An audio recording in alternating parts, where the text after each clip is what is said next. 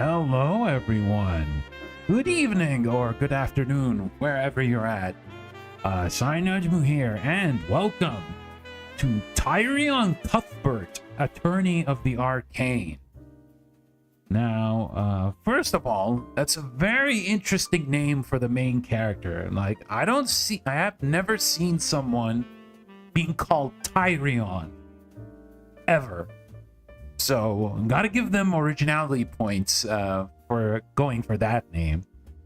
But yeah, as I've seen on Steam when it comes to this game, it's a courtroom drama that is strongly inspired from the Phoenix Wright series, but it has its own little twist, its own, like, special gimmick, to say the least. Like, even in the Ace Attorney games, there are, like, special gimmicks that eventually show up since Justice for All. Like, you know, with the Magatma, and then later on with the mechanic in Apollo Justice, where you get to zoom in onto the person who is being who's testifying to see if they're, like, for example, nervous, or if there's anything strange with their body language, so you can figure out if they're lying or not, and so on and so forth. So this game's entire story is that it's based off the magic world. So there are going to be mages, there are going to be magicians, and all sorts of magic. So I'm kind of curious on how this game is going to work, to say the least. But yeah, also, hello Rayquaza, welcome. You're doing well today.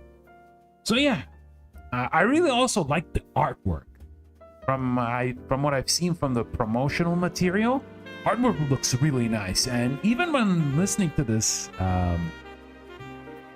the title screen right now, music is already jazzy. And I already like that. It gives me a good impression that this OST is going to be really good. So yeah, looking forward to it. So without further ado, let's start a new game. Ooh. There's how many cases here? 1, 2, 3. Can we scroll? Are there only 3 cases? Wait, hold up. Oh, there are 5 cases. Okay. So it's just like a regular Ace Attorney game, and you could choose them in any order. But we're gonna go in order. Yeah, we'll start the game from episode 1. How to start from the beginning, after all. The fields of battle are filled with suffering and despair. On them are a clash of souls.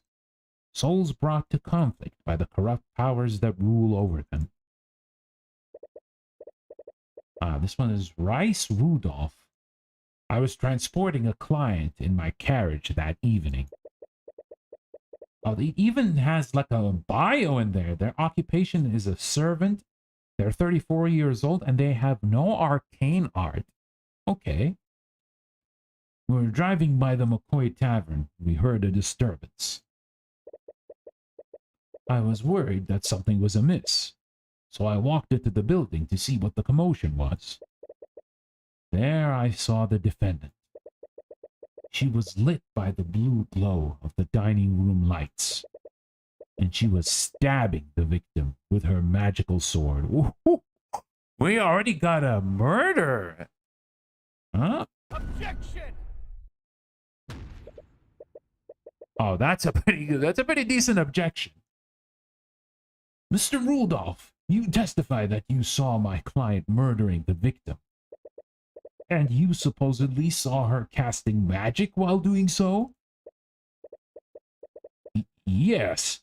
I could never forget such a grisly sight. That moment was burned into my memory. I see. Well, it's funny that you say that. How so? Because your entire testimony was a complete lie. Oh my god. Yeah. Oh, we even got the dramatic, cornered music. What? Objection! Oh. Arya Steelwind. Ooh, I like her design. She looks pretty cool. Are you accusing the witness of perjury? She's 18 and prosecutor. Oh, so she's probably this game's Francisca, maybe? Surely you know that such accusations can't be made lightly, Mr. Cuthbert. My accusations is far from baseless, Steelwind. Think about the state of the crime scene at the start of the murder. The witness couldn't have seen anything, much less a homicide.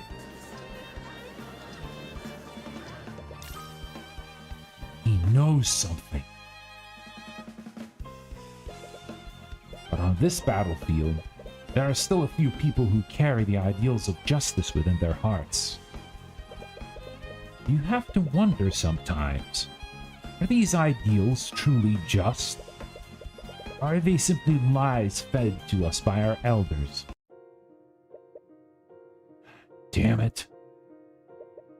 Damn it! Linhart, you fool!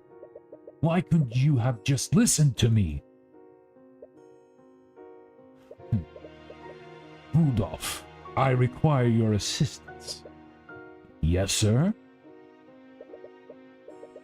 By the scale lord, what do you... You killed him!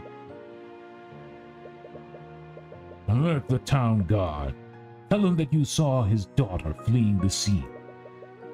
I'm sure their neighbors heard them arguing with each other. They'll immediately suspect her. At once, sir. Episode 1. The Cold-Hearted Aristocrat. Oh. Earlier that day. Ugh. You feel yourself slowly succumbing to unbearable pain. You don't think you'll be able to survive this much longer. Ruby Timora. That's another really good design. Are you sure you're okay, Cuthbert? Oh, and she's 46. Ah, okay. She's playing the Mia role, huh? Okay. You look like you're about to pass out. Ruby Timora, occupation attorney. Don't worry about me, Miss Timora. I'm fine. I've been riding in this carriage for days. You are definitely not fine. With each bump in the road, you feel yourself becoming more and more nauseous. It's taking every ounce of willpower to just hold down your lunch. I'm perfectly fine. If you say so. Well, you feel the carriage drive over a large bump in the road. You can feel and hear your stomach retching in protest. That stew you ate for lunch doesn't taste nearly as good as the second time. Ugh. On second thought... That's better. Take a deep breath of fresh air. It's the first breath you've taken today that hasn't threatened to come back out. Sorry about this. I didn't expect the roads in this town to be this uneven. I suppose they don't get a lot of traffic here. You've been on the road with your mentor for days. Ah, see? Just like I said. Together, you've been searching for a man. Named Linhart McCoy. Supposedly, he's been a voice of dissidence against King Oliver for the last few decades. You have no idea what kind of business Miss Timora would have with him. But you know better than to ask questions about her affairs. Hello, travelers. Welcome to Cornhaven. local merchant steps out from one of the nearby shops. He has a wide smile on his face, and he approaches your carriage with the enthusiasm of a starving vulture. Oh, that's an interesting description. Would a pair of dignified individuals such as yourselves care for a refreshing drink? These clothes, they must be from the city. He certainly has a friendly expression, but his thoughts seem very analytical. Well, I don't need a drink, but... Timora glances at you, and your stomach rumbles in agreement. Ah, of course. I have just the thing for an upset stomach. With a carriage like that, I bet I can fleece them for a lot. His thoughts and emotions are laid bare through your eye of Horus. Oh! Kind of like, this is with the Magatma-like item. I see. But the merchant's expression doesn't betray a hint of what he's truly thinking. You wonder if his false smile could get any bigger. At this rate, he might dislocate his jaw. How about 2 flasks of apple juice for 50 silver pieces? 50 SP? You may find the price daunting. This is organic and fresh-made apple juice. It's just store-bought juice, but I bet they can't even tell the difference. Out of the corner of your eye, you spot an empty bottle of store-bought apple juice. It's resting on a table inside the merchant's shop. Store-bought apple juice has been added to your notes. Okay, what is the notes here? A Cornhaven merchant has a bottle of store-bought apple juice. It is resting on a table inside the shop. It's suspiciously empty. Notes. Tyrion will make mental notes of notable clues he sees in the world. These notes are instrumental to solving mysteries and progressing through the game. You can check these notes at any time by opening the toolbar in the top left of the screen. Trust me, it's worth the extra gold. Normally, the price wouldn't matter that much to you. You don't appreciate being treated like an easy mark. Oh. Ooh, argument. Argument. You started an argument with another character. During an argument, your opponent will make claims that you need to respond to. Responding correctly will lower your opponent's confidence. Responding incorrectly will lower your confidence. Once you run out of confidence, you will lose the argument. I think you need to elaborate. You said this apple juice is organic, but where is it made? It's produced by the hardworking people of this town, of course. I only trade organic products. In a small town like ours, we only deal with locally sourced products. Presenting during arguments. For certain claims, you will need to present a piece of evidence to refute that claim. To proceed, present the piece of evidence that contradicts your opponent's claim. Hello, ARCANE, welcome! Hope you're doing well. Alright, so I'm gonna give him the app. Present the evidence. You say that, but I can see an empty bottle of store-bought juice inside your shop. Why would you have something like that if you only deal with organic products? What is this game? This game is basically inspired from Phoenix Wright. I don't know if you're familiar with Phoenix Wright or the franchise as a whole, but this is a game inspired from it and is focused on magic. Yes, so it has like a completely different cast, but it has a lot of familiar beats to the aforementioned game. So right now, we're in this town, and this merchant is trying to trick us by giving us apple juice, which is actually store-bought, not actually made by the villagers themselves. Ace Attorney? Yes, Ace Attorney. Exactly. Uh-oh. Oh, how did that get there? Make no mistake. I only have that because I wanted to see how my products compared to that of the city. And let me tell you, that mass-produced slop doesn't even compare to my product. An obvious lie. Honestly, I'm offering you a very good deal. Interpreting during arguments. For certain claims, you will need to look at your opponent's thoughts and emotions. Choose the correct response depending on the information seen. This is a little bit different. This is the unique mechanic for this game. Logic. Choose this option if your opponent's thought contradicts something in your notes. Intuition. Choose this option if your opponent's thought contradicts with their claim. Empathy. Choose this option if your opponent's emotions contradict their claim.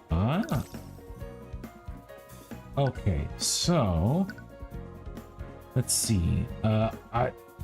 He says, so this text in yellow is his actual thoughts in his mind.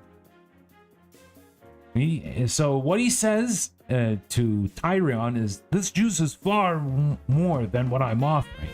But his actual thought is, I usually only sell this stuff for 5 silver pieces of flax.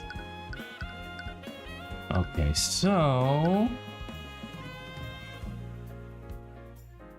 so this is probably empathy.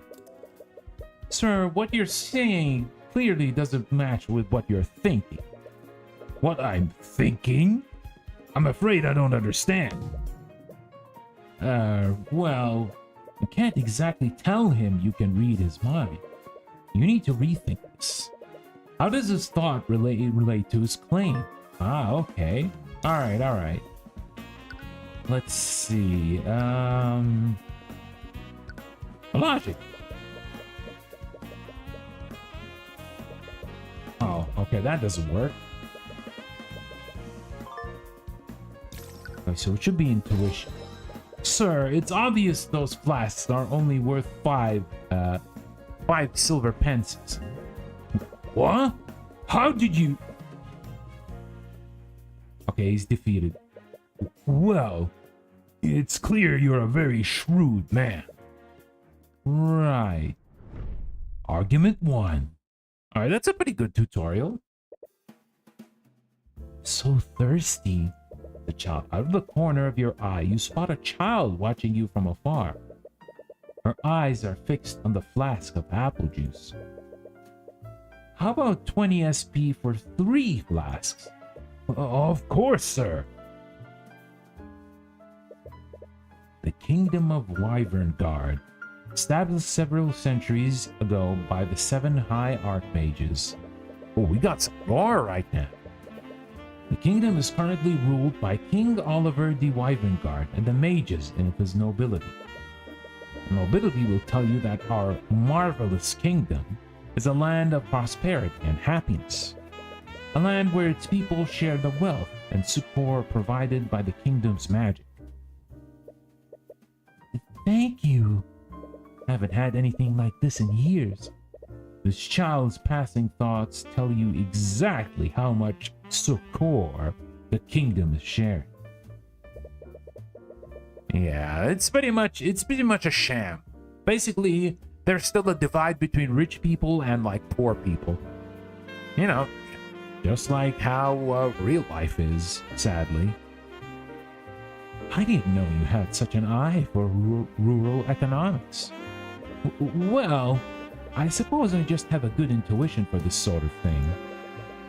Or did you use another kind of eye? Don't get me wrong, your so-called Eye of Horus is an amazing gift. You should take every opportunity to hone it.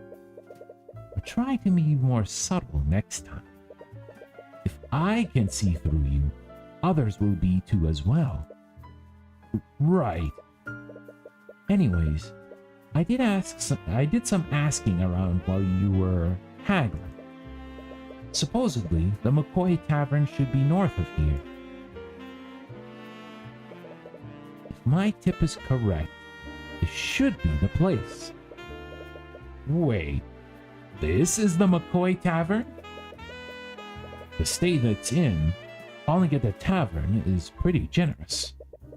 You find it hard to believe that this has a secret meeting place for dissidents.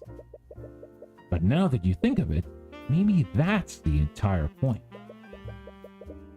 The tavern has been shut down for years. Nowadays, Flintheart just uses it to host his rallies. Although, I do wonder how they've been keeping themselves afloat for this long. Hey! You lot! The McCoy Tavern is closed! The rough man approaches your carriage as you step out of it. He's eyeing you and Miss Timora, a clear look of contempt on his face. I take it that you're Flintheart McCoy? I am! What of it? Occupation unemployed, oh no. Sorry for not writing ahead of time, but I'm Ruby Timora. I wanted to speak with you. Ruby Timora? Wait, the Ruby Timora? Any animosity he initially had immediately vanishes. He lets out a laugh. It's as if he were meeting an old friend. Why didn't you say so? Come on in. I didn't expect someone like him to know about Miss Timora. Do you suppose it makes sense? They both fight against the same enemy, albeit in different ways. Sorry about the mess. Haven't exactly been... Well, anyways, what brings you here? I take it that you didn't journey all this way to see my wrecked tavern. I'm here on behalf of a client. We have a proposition that you might be interested in. Is there anywhere where we can talk more privately? Sure, the kitchen's empty. Wonderful. Tyrion, stay here while I speak with Mr. McCoy. What? Don't you need my help? There is no need for that. Like hell there is no need for that. She's trying to make a deal with Flintheart, who can easily read his thoughts to help her. You desperately want to object, but she shoots you a stern look that causes you to freeze up. Oh yeah, she is looking angry right now. You slowly look away from her. You spend some time waiting alone in the tavern's dining area. It's already been hours since Miss Timora and Flintheart went to talk in the kitchen. You can hear faint murmurs from behind the closed door. You've been resisting the urge to eavesdrop. Even then, from here, you can tell that their conversation is slowly becoming more frustrating. Looks like they're going to be a while. Oh, it's a good thing you always bring a chess set around. Bring out the small chessboard that you've been carried around since you were a child. Chess can be played with one person. You've always taken advantage of that. Checkmate. Win against yourself, this time as black. I've played 10 games already. I've won 7 out of 10 times as black. Hello? Statistically, white is more likely to win. Unbeknownst to you, you're thinking out loud. So why am I performing so much better when playing as black? Hello? You still don't notice her. You're verbalizing your thoughts just as fast as you're thinking. Am I becoming overconfident as white because it has a first move advantage? Or perhaps that very advantage is affecting my choices and making me play in a suboptimal manner. If personal quirk is making me play illogically, then I need to correct it. Hey! Ah! What? How long have you been standing there? It's about time you noticed me. I've been trying to get your attention for a while now. Oh, sorry. Do you know where my dad is? Your dad? Flintheart McCoy. I'm his daughter, Celeste. Oh, I guess we'll give her if it's his daughter, I guess we'll give her a Scottish accent too. Oh, Flintheart is speaking with my mentor right now. Oh! What's this? So, you almost slipped and said that it's his mother. So, we're probably gonna know about that in a bit. Oh, I wanted to show him something. Do you know when they'll be done?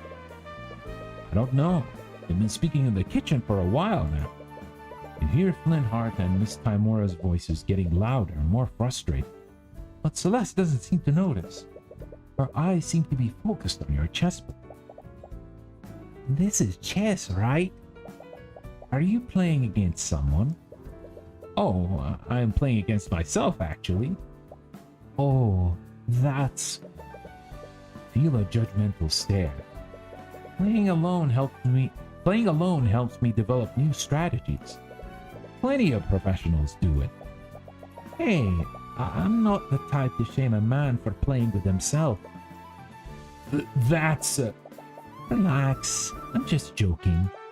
Anyways, if you're still waiting for your mentor, do you want to play a game? Oh, you know how to play? Sure, I've read about this before. She read about it? Ugh, this table is so dusty. Celeste takes a seat on the other side of the table. She tries to set up her side of the board, but fumbles with the pieces. She stares at one of them, confused. How do I arrange these things again? A part of you regrets accepting her challenge. It would be impolite to back out now. Here, I'll arrange them for you. Thanks. Checkmate. You defeat her in 2 moves. Of course she was flubbing. Of course she was... No, not flubbing. Fibbing. Yeah, of course she's fibbing. Wait, what? Already? How did you do that? You decide against telling her what the name of the mate was. Rematch me. I want to do a do-over. Sure, why not? It's not as if you have anything better to do. Celeste's brow furrows as she tries to decide on her next move. But she hasn't realized that the game is already finished. Here! She moves her knight into a position to attack your queen. It should have stopped your assault on her king, but... Checkmate. Scholar's mate this time. What? Come on! How do you keep doing that? Look at the closed door to the kitchen. Flintheart and Miss Timora's discussion is becoming louder. Doesn't sound like they've been done anytime soon. Again! I'll definitely beat you this time. For someone who clearly had never played before, she's quickly improving with each game.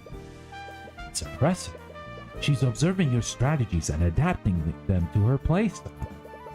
The way she's playing now, she could even defeat a nationally ranked noble.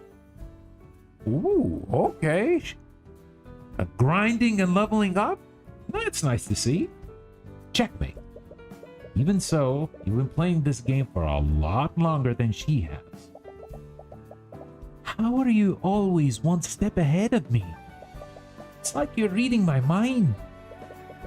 As if you even need to. Just one more game. I'll get you this time. Hello, Cuthbert. As Timora emerges from the kitchen with Flintheart, they both look mentally exhausted. Looks like negotiations didn't go well. Hi, Dad. Oh, hello, sweetie.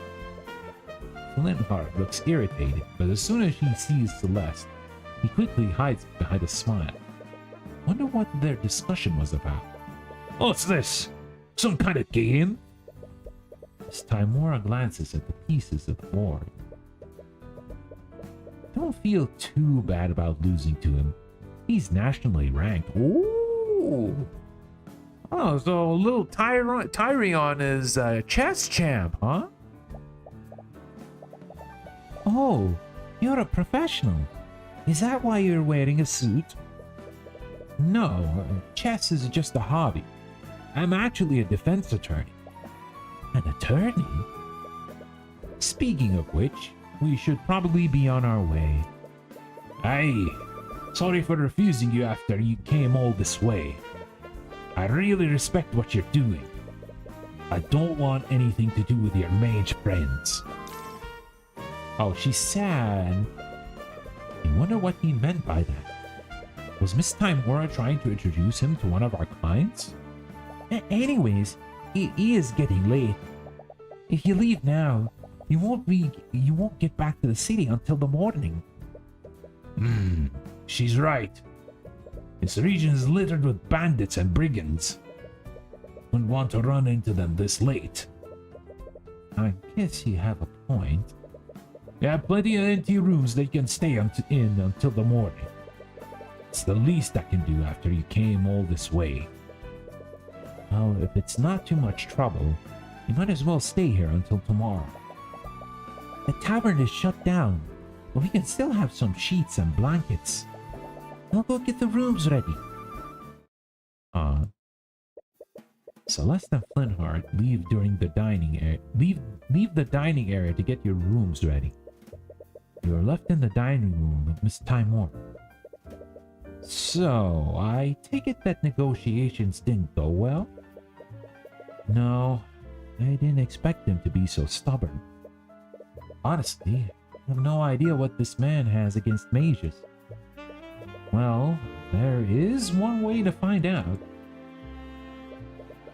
Why are you being so secretive? If your business with Flintheart is related to our clients, I can help. It wasn't important, and your presence was not necessary. It's such an obvious lie, but you can't read a single thought from her mind. She had years of practice hiding her thoughts from the eye of Horus. Celeste enthusiastically came back downstairs. She seems to have noticed the tension between you and Miss Timor. Sorry to interrupt, but your rooms are ready now. Right. Thank you. Awkward silence hangs in the air as you and Miss Timora head upstairs. You reach the upper hallway and see two rooms that Celeste prepared for you. Miss Timora stops before entering her room. You were playing chess with Flintheart's daughter earlier. Was she any good? Not at first. She got a lot better as we kept playing. I'm sorry for leaving you there for so long. I didn't expect our discussion to last that long. No, it's fine. Despite everything, I enjoyed playing against her. I see. Well, I suppose you are at that age. No! It's not like that! It's just that outside of tournaments, I never really get to play against another player. And you only ever want to play shogi against me. The shogi is clearly superior. It's complete anarchy, is what it is. You just bring fallen pieces back to life like some kind of necromancer. It adds to depth. It adds depth. Dropping adds a dimension of play that isn't present in chess. Sternly look at each other. Your position's already made. After a few moments of silence, you both burst out laughing. Ah. I'm sorry if it looks like I don't trust you. I know you're just trying to help. But there are some things about my work that I just can't tell you about yet. One day, I'll tell you everything. Right. I'm sorry for prying. I just want to show you that I'm ready to be an attorney. You are. I know you are. The rare praise from your mentor catches you off guard. Anyways, get some rest. You should mentally prepare yourself for the journey tomorrow. Right. Completely forgot about the carriage ride back. I can already feel your stomach churning in protest. You lay in the bed that the McCoys prepared for you. As you close your eyes, you slowly drift into a deep slumber. As this happens, you feel something invasive. Your mind drifts away, and you feel yourself being pulled elsewhere. Oh, you find yourself in a surreal and unsettling landscape. You're fairly certain that you're dreaming right now. Some instinct in the back of your head, in the back of your mind, tells you something is fundamentally wrong about this. Oh, wonder who's this? You see a woman in the far distance. She's staring directly at you. What? Presence. She's murmuring something, but you can't quite make it out. Is she trying to say something to you? Finally, found. Whoa. Oh, whoa, who is that? Oh, who's that? We got a crazy looking lady. I wonder if we're gonna see more of her later. You jolted wide awake. You can't exactly remember what that woman said to you. Whatever her words are, they send a piercing chill down your spine. Your breath is heavy. Your heart is beating at 100 miles per hour.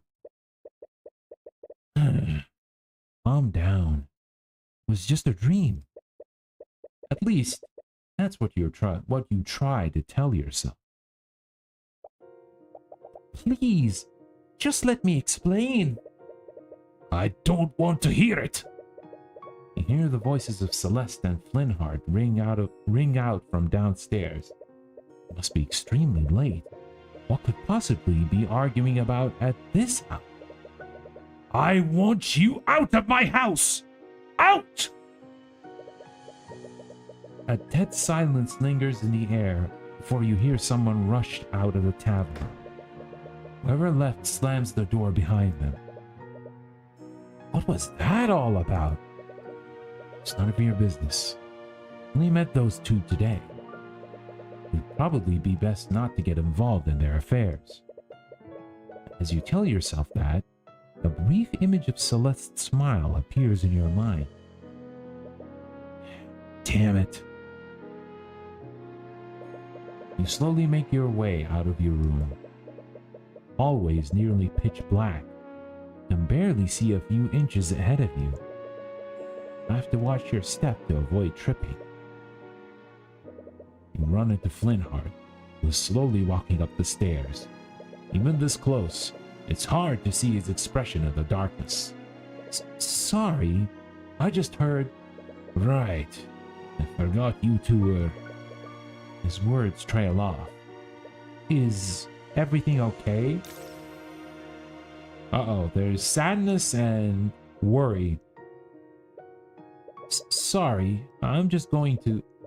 You awkwardly shimmy past Flintheart to head down the stairs. He doesn't move out of your way. It's clear his mind is elsewhere.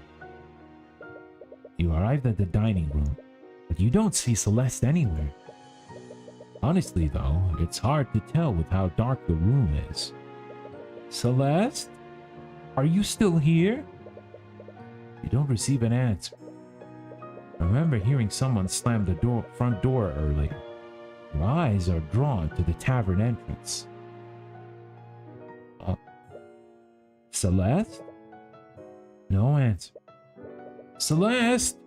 Where are you? Ugh. The merchant you spoke with before steps out of his shop holding a lantern. He appears to be irritated by all the noise you've been making. Whoa, you're that kid from before. You have any idea what time it is? This isn't the city. You can't just make a bunch of noise like this. Right. Sorry. I was just looking for Celeste. Who? Celeste McCoy. She's Flintheart's daughter. The merchant's expression becomes a little colder. Do you know them?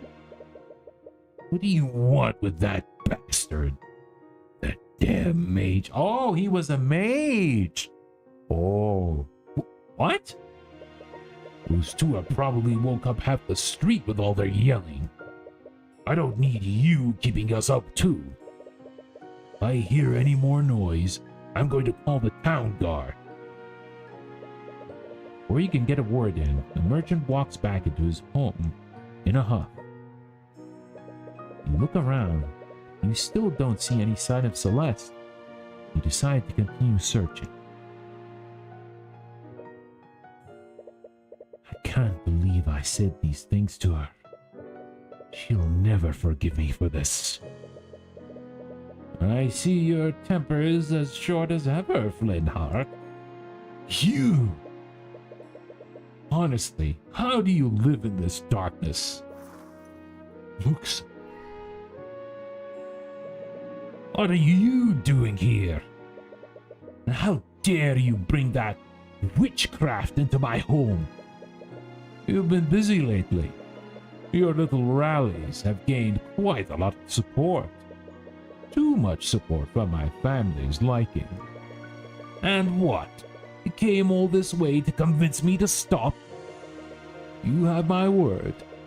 If you stop spreading dissidence, no harm will come to you or your family. Ha! Your word is as good as the dirt you lick off King Oliver's boots. As if I'd ever trust the words of a murderer like you. Flintheart, please. As someone you once called a friend, I'm only going to ask you one time. Friend? Friend? I'll be dead in the ground before I call the likes of you a friend. Get out of my house. I don't have time for your nonsense. Unfortunately, I don't think you'll have much time for anything. Ah! Damn it. Damn it. Flintheart, you fool. Why couldn't you have just listened to me? Rudolph, I require your assistance. Yes, sir. By the scar, by the scale, Lord, what did you... You killed him. Alert the town guard. Tell them that you saw his daughter fleeing the scene. I'm sure their neighbors heard them arguing with each other. They'll immediately suspect her. At once, sir. You've been searching for Celeste for a while. How long have you been outside? 2 hours? 3? However long it's been, it's clearly taking a toll on her. Where is she? What am I going to do now? Hear a faint voice. Could it be? Oh! As you peer behind an old tree, you finally find her.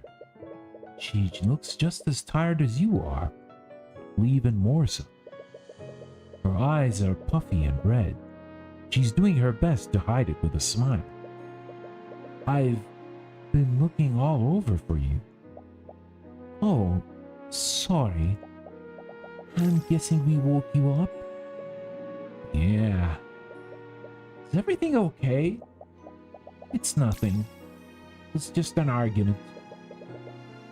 But the way she reacted, this is clearly not common. You suppose that it's none of your business. Decide not to pry further. Have you been looking for me all this time? Have. Thank you. But I'm okay now. Should head back. What about you? I think I'm going to stay out a little longer. You know that you should mind your own business. But sure, whatever that happened between you two, it's nothing you can't talk out. It doesn't happen a lot. Sometimes Miss Timora and I get into fights too. No matter what happens, We were always able to talk through it. Sorry, I know it's none of my business, but No, I really appreciate it. Thank you. You're right. Let's go back. Oh, she's gonna notice the murder scene. What? We're right back at the McCoy Tavern, but it's now surrounded by several carriages and knights clad in plate armor. Is that the Inquisition? What? The Arcane Inquisition. They're an order of knights that investigate crimes committed using magic. As you say the word crimes, you and Celeste share a glance and come to the same realization. Both of you rush towards the tavern, but Celeste outpaces you by a large margin. What? No. No! She reaches the tavern before you. Before anyone could stop her, she takes a look inside the inn. Whatever she saw makes her cry out in anguish. She drops to the ground in tears. There she is! Celeste McCoy, by the authority of the Wyvern Guard Crown, I am placing you under arrest. On seeing Celeste, one of the knights steps forward and grabs her. Surprisingly, she's being able to break free from his grasp and tries to push further into the tavern. Noticing the commotion, 3 other knights rush to grab her and begin dragging her away. She kicks and screams against them, desperately trying to break free. In between the 3 knights, it's taking all of their strength to subdue her. What are you doing to her? What is going on here? Tyrion! As Tymora approaches you, you breathe a small sign of relief, but when you see that she's okay. Miss Tymora! Ah! I should have known that he was one of yours. Just stay out of our way. Miss Tymora, what's going on? Why is the Inquisition here? I'm surprised myself. From what I understand, Linhart McCoy has been murdered. Murdered? Oh yes, we're gonna save. Right here. Save. Yes.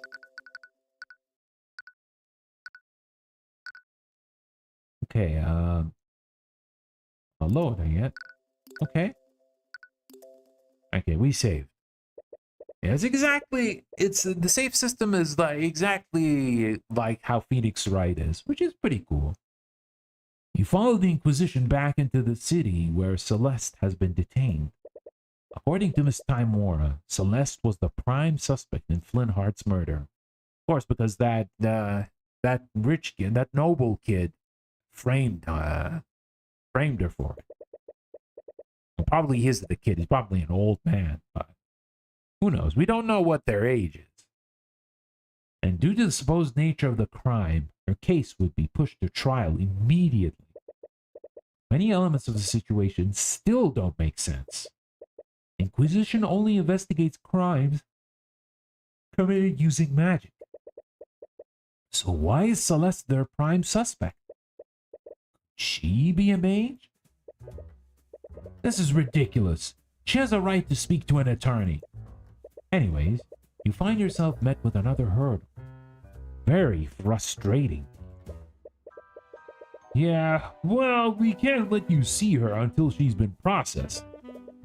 Her trial is in an hour. How has she not been processed yet? I don't know what to tell you, kid. I wish I could help. No need to use the eye to know that's a complete lie. So, really planning on defending her? Do you know if she can even afford a lawyer? I just can't stand here and do nothing. You saw them, didn't you? There's no way she would murder her father like that.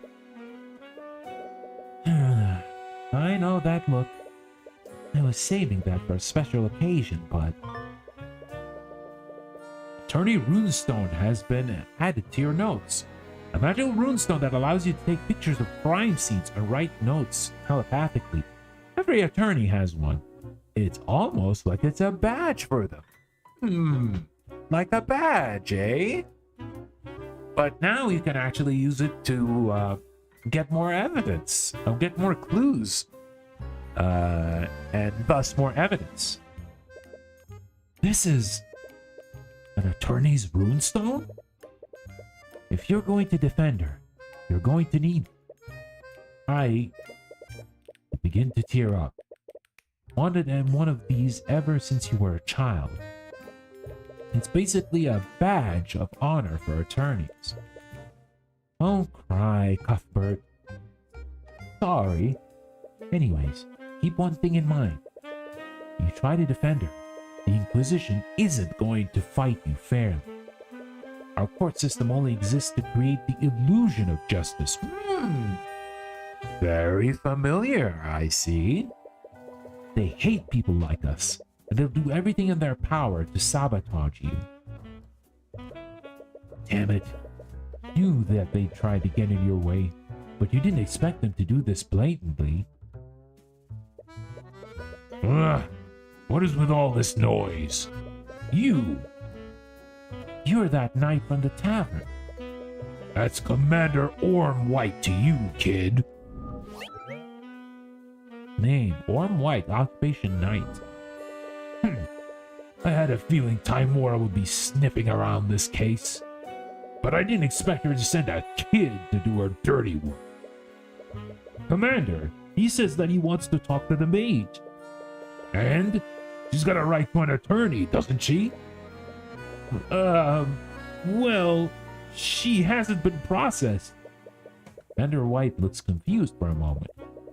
The hell kind of bullshit are you trying to pull? Let him through, you idiot! Yes, sir. The knight leads you through the halls of the dungeon. For something built in the capital, it looks extremely old and decrepit. You pick up the negative emotions of the prisoners who are nearby. It's a heavy and almost crushing feeling. You've always had to avoid crowded places because of how sensitive you are to people's thoughts. I've never felt this much concentrated despair before. Oh, it's you! Celeste is lying down on the cold floor in one of the dungeon cells. What? They didn't even have like a seat for her to sit inside the cell? She immediately gets up as soon as she sees you. What are you doing here? Miss Timora told me about what happened to your father. I'm so sorry. I just don't understand. I don't understand any of this. Why would someone do this? Why are they blaming me for it?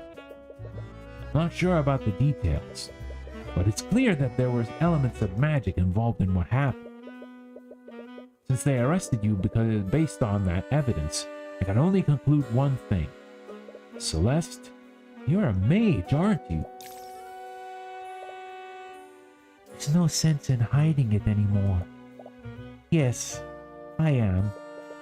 Do you have noble blood? Of course not. Why would you say that? Sorry, but the ability to use mage is hereditary. Most mages tend to have some kind of noble blood. I honestly don't like thinking about that. I'm the daughter of Jolene and Flintheart McCoy. That's all I need to know about myself. Probably be best not to push the matter further. Anyways, you were probably arrested because you were a mage. What? A crime was committed using magic. You were the only mage around at the time. Is that seriously the only reason? I only know how to cast one spell. The Arcane Inquisition doesn't care about the truth. Only care about closing their cases. Celeste, your case is being pushed to trial. You're going to be brought before a judge within the hour. What? No one told me anything. Damn it. You weren't even planning on telling her? You'll have me. I'd like to be your defense counsel for the trial. Right. I forgot that you were an attorney. Would you really do that for me? After everything I've seen them do, I just can't stand by and do nothing. But they're a part of the kingdom. Do we even have a chance? It's hopeless. I mean, I wish I had a soundboard in order to like have an echo or a reverb in order to show like people's thoughts, but oh well. That's something I'm probably gonna buy in the future, like having a mixer. It'll probably help with the audio quality a little bit, because more often than not, my audio quality can be a little mixed. So yeah, I may need to look into that. Celeste, man, king, or god, I won't let them do anything to you. What? Sorry, it's just something I have a habit of saying. No, don't apologize. I really appreciate you doing this. It's clear this entire situation is bittersweet. Because of the Inquisition's delays, you haven't had any time to investigate the crime scene. You were confident before, but you begin to doubt whether you or not you can really do this. Everything is happening so fast. It feels unreal. No, you have to do this. This is the exact reason why you became a lawyer. No matter what happens, you'll acquit Celeste. Oh, there we go. We're in the court now. Courtroom. I'm in a real courtroom. Actually, entering the courtroom has taken a lot of wind out of your sails. You've never been here as an attorney before. You've only ever acted with Timora's assistant. The woman at the prosecutor's bench is staring at you. Miss Timora mentioned her before you went to see Celeste. What's her name again? I think it was Arya Steelwind. She's a prosecutor, and I like her design. She looks pretty rad. You can feel the coldness of her glare burning into you. Why is she staring you down? Is she trying to intimidate you? Because it's working. Oh, there's the judge. Court is now in session for the trial of Celeste McCoy. The prosecution is ready, Your Honor. Oh, the defense is also ready, Your Honor. It doesn't necessarily sound very ready. Regardless, let's begin the proceedings. Prosecutor Steelwind, please list the charges. Defendant is Celeste McCoy, mercenary for hire at a registered mage. Wait, did she just say mercenary? Yeah, I had to take up a job after my family's tavern was shut down. She's a mercenary? I didn't expect her to be one with those kind of looks. Huh? You know, as the saying goes, looks can be deceiving. Oh, right. It's not exactly the first occupation you'd choose. She's charged with second-degree murder and negligent misuse of the arcane arts. I see. So there was magic involved. Yes, the crime occurred within the McCoy Tavern, a local inn that shut down years ago. The locals reported hearing a loud commotion coming from within the building. Hours later, a carriage driver that was nearby checked the disturbance. It was then that he found the victim, the defendant's sword still impaling his dead body. The Inquisition has provided an autopsy report and a record of the sword. The record of the sword. Autopsy report. Flintheart McCoy has been added to your notes. Died after being stabbed from behind with a magical blade. Fatal wound shows heavy traces of transmutation magic. Celeste sword. Legend murder weapon. It's an ornately designed sword, but it has no magical properties. What was the defendant's relationship with the victim? I see they share the same last name. Also, what is with this judge's eyes? It looks like he's staring into my soul. Yeah, seriously, it looks terrifying. The defendant is the victim's daughter, but not by blood. Oh, she's adopted. She was adopted into the family when she was an infant. Her birth parents are currently unknown. I see.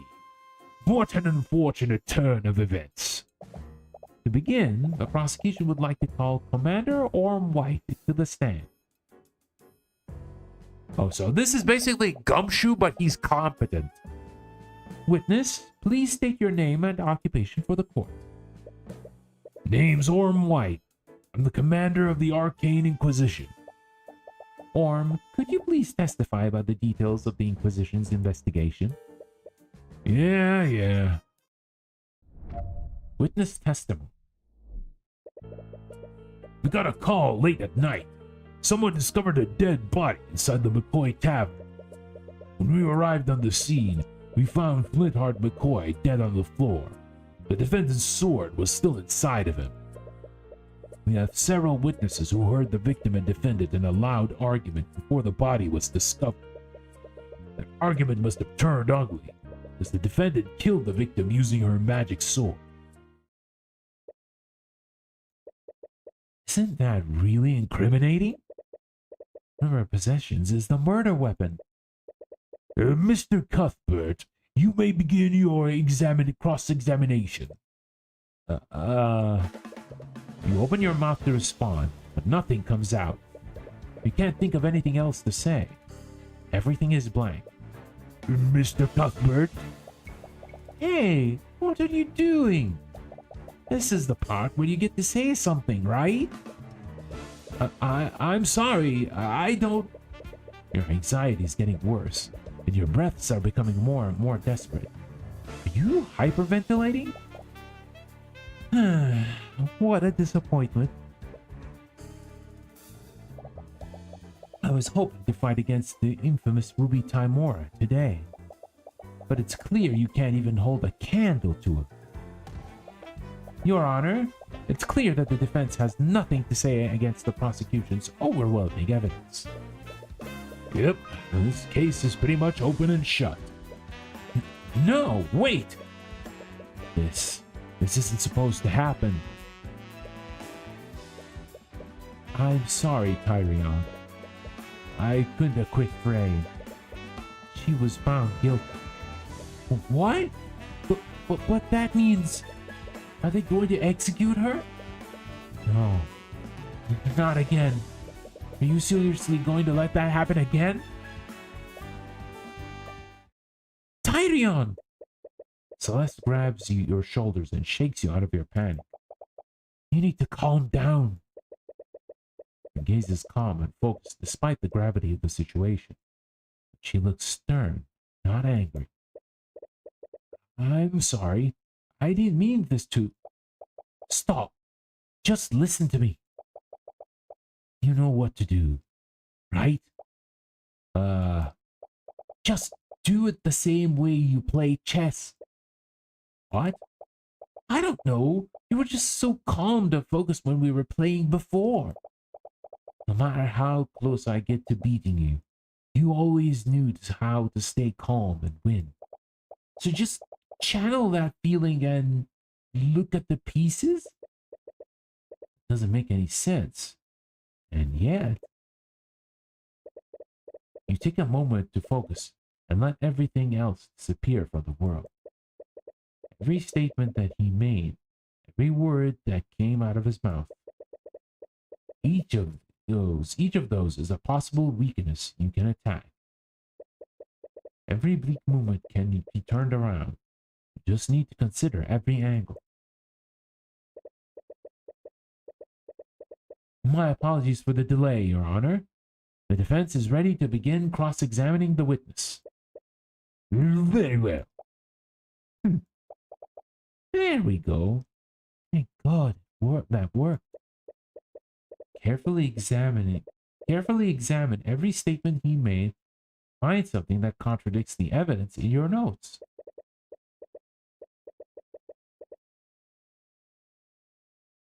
Once you do that, present the contradicting evidence and prove that his testimony is false.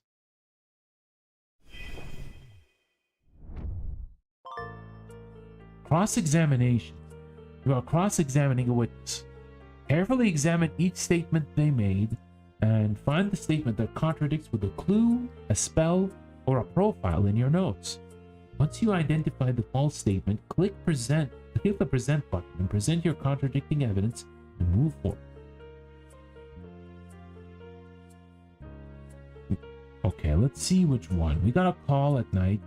Someone discovered a dead body inside the McCoy Tavern. Let's see what's next. Arrived at the scene, we found Flintheart McCoy dead to the floor. The defendant's sword was still inside it. Okay, we have several witnesses who heard the victim in a loud argument. Alright, then the argument must have turned ugly because the defendant killed the victim. Let's see. Press. That's conjecture. Weren't there plenty of people around who could have committed the crime? The tavern was being closed for years. The defendant, the victim, and Ruby Timora were the only ones there before the body was discovered. Plus, the murder weapon definitely belonged to her. Oh, it's a given that Miss Timora didn't do this, and it'll be hard to prove that someone else was at the crime scene.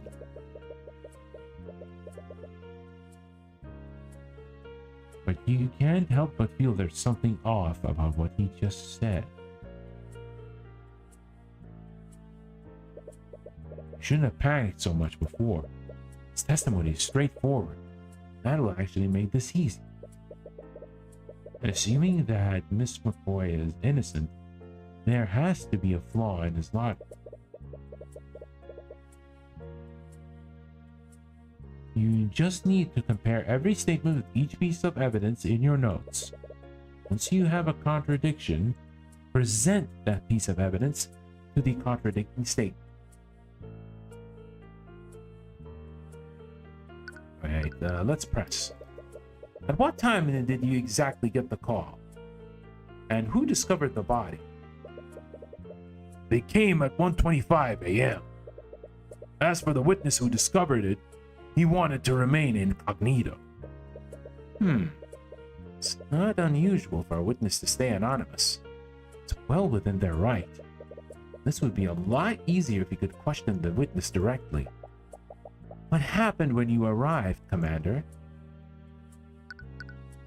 Alright, let's press. How did you know that the sword was my client's? The sword is made from out of some kind of special alloy.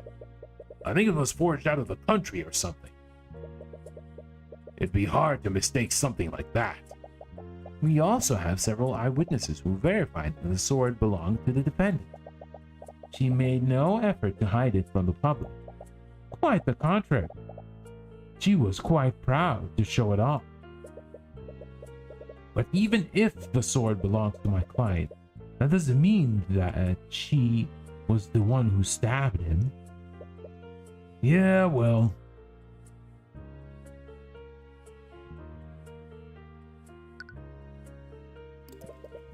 How did they know it was my client and the victim that were arguing?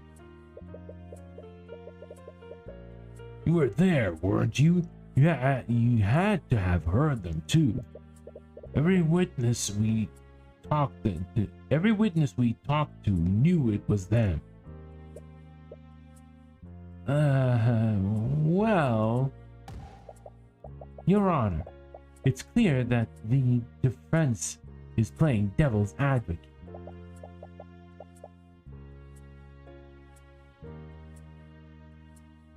Even he should have recognized their voices. Well, they've got you there.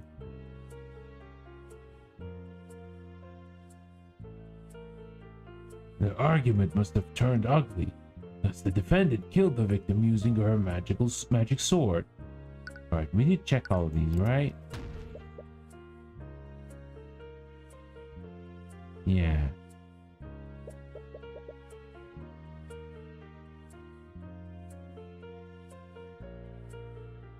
Weren't there plenty of people around the world who have committed the crime?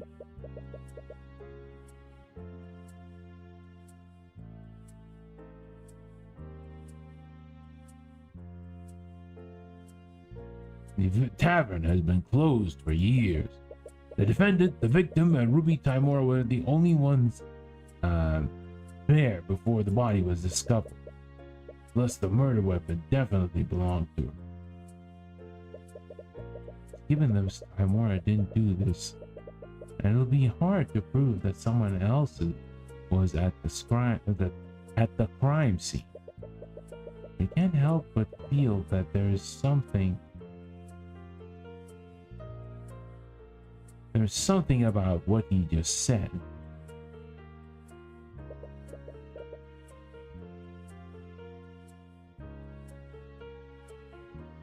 You shouldn't have panicked so much before. His testimony is straightforward. That will actually make this easier. Assuming that Miss McCoy is innocent, there has to be a flaw in their magic. You just need to improve, compare. Okay, let me read this again. You just need to compare every statement to each piece of evidence in your notes. Once you find a contradiction, present the piece of evidence to the contradicting statement.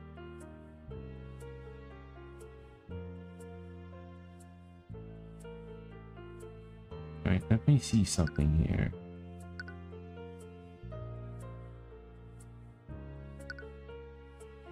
Maybe I'll do that afterwards.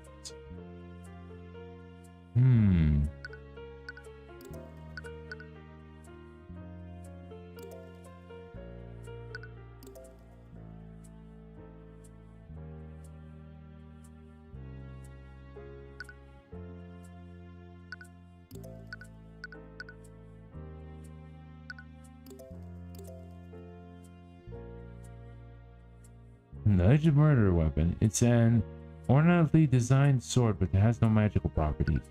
Well, let's see what he says. Late, someone discovered a dead body. Okay. And some of his supers.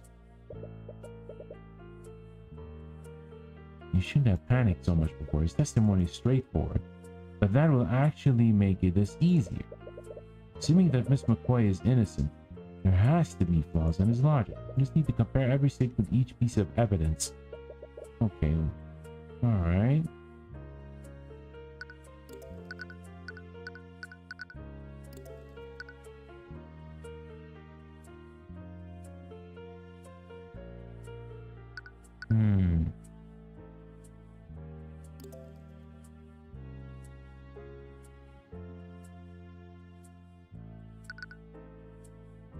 Objection!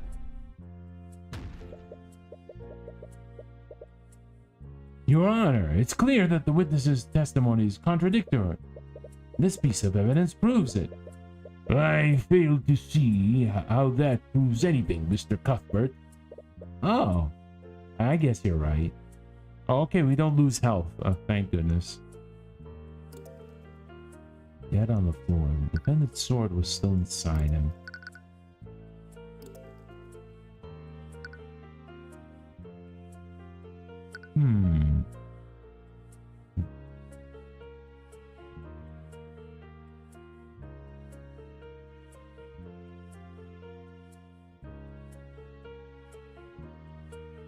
Alright, let's present evidence and see what happens. Objection!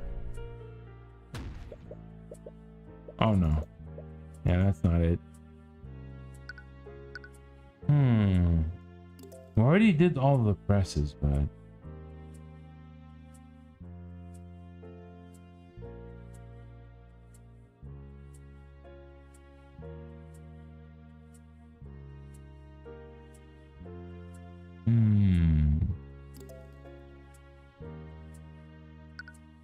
Magic sword. Ah, there's the contradiction. This one. Yeah, it doesn't have any magic properties, but... Objection! There you go. Commander White, you testified that the victim was killed using the defendant's magical sword. Am I correct? Yeah, it's pretty obvious when you look at the crime scene. Oh, it's time for this game's version of Cornered. I think I'd actually have to disagree with you on that. The defendant's sword couldn't have possibly been the murder weapon. What are you talking about, kid? The sword was inside his body. Of course that's what killed him. That may be the case, but take a look at the autopsy report. It states that the fatal wound had heavy traces of magic. So how would a non-magical sword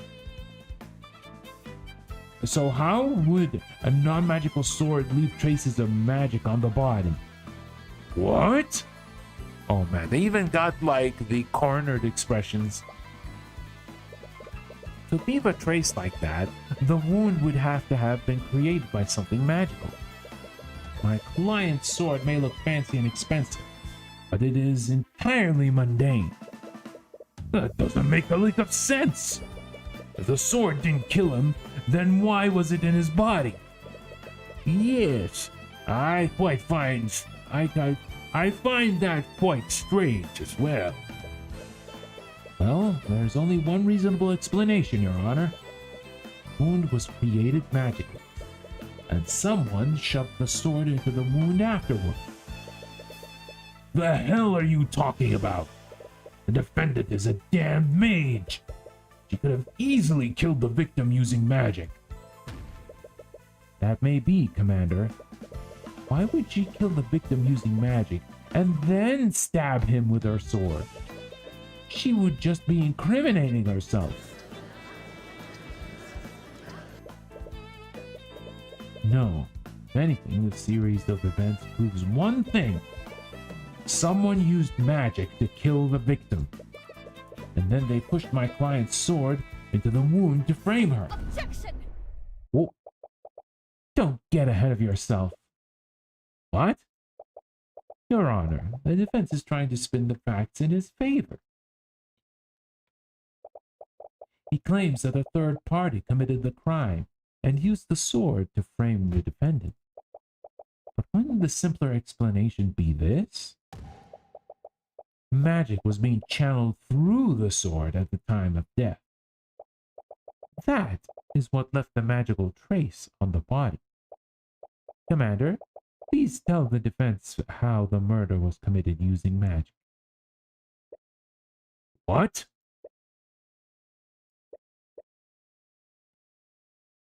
All right. I think I see where you're going with this.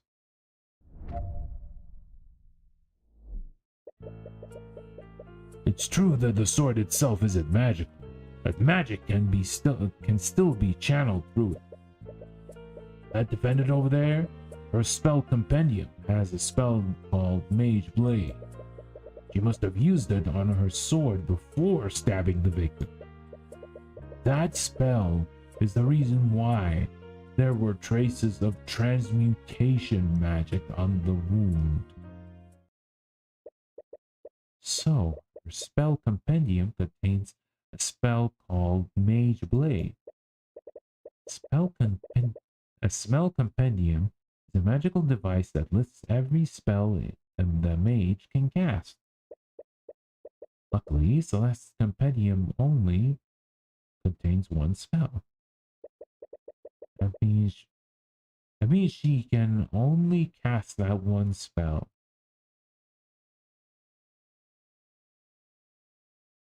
That means she can only cast that one spell.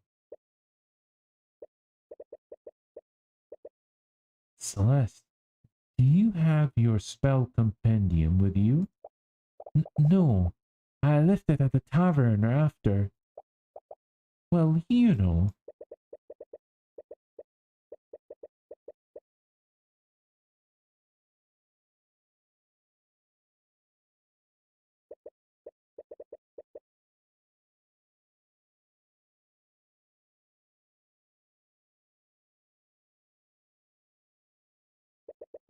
If you see in press's statements, you might be able to find new information that you can use against them. Okay, we've been already doing that. Pressing statements. During cross-examination, you can press statements acquire more information. Sometimes pressing the right statement can make the witness add a statement to their testimony. Okay.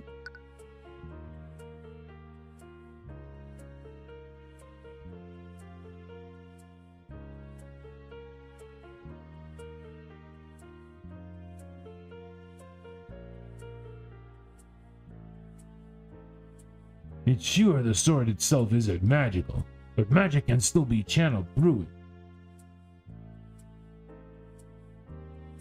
Okay, that's kind of true.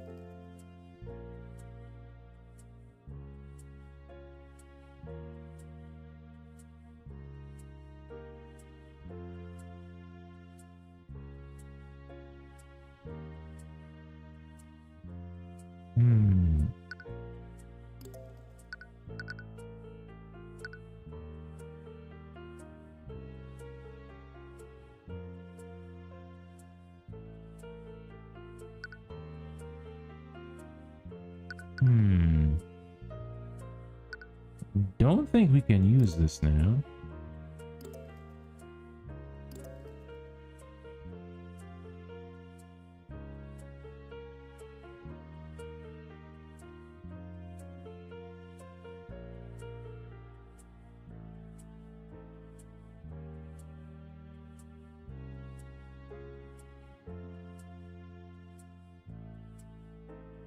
That spell is the reason why there were traces of transmutation magic on the wound. Transmutation magic. Let's see, what does his autopsy say? Okay, that's true. We can press. Sorry. If she used the spell like that, wouldn't that have created traces of magic on the ground? How so? Well, let's say we follow the prosecution's theory. This would mean that the victim fell onto the ground with the sword inside him.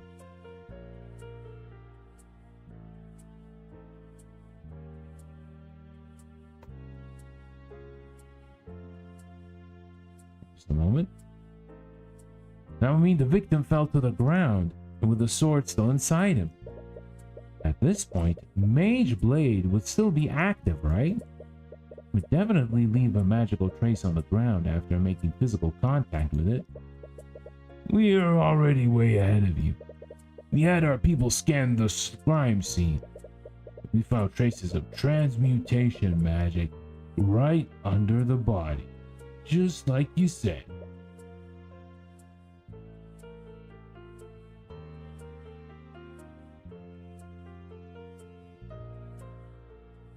Oh, If you still don't believe me, I have a picture of the camera scene right here.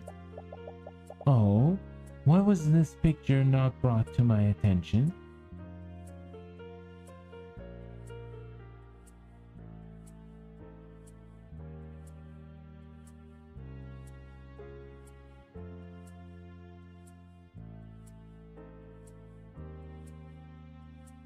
Oh, why was that picture not brought to my attention? There was no need. This entire case is open and shut. Crime scene picture. Picture of Flintheart McCoy after he was murdered.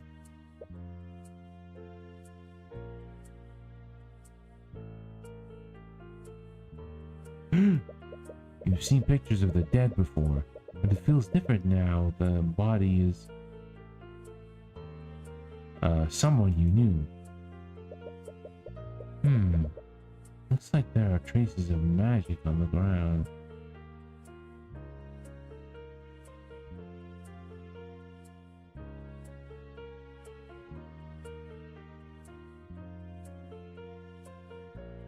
Looks like there are traces of magic on the ground. But this shape is a little weird, isn't it?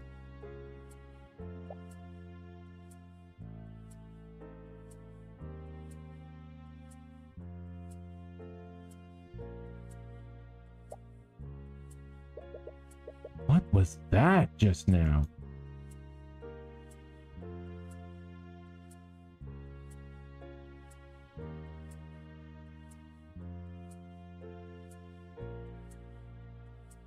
You can see right in this photo. She killed him with a stab from the front.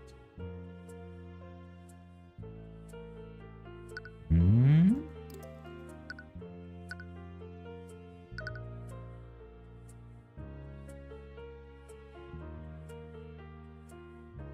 Let me see something here. She killed him with a stab in the front.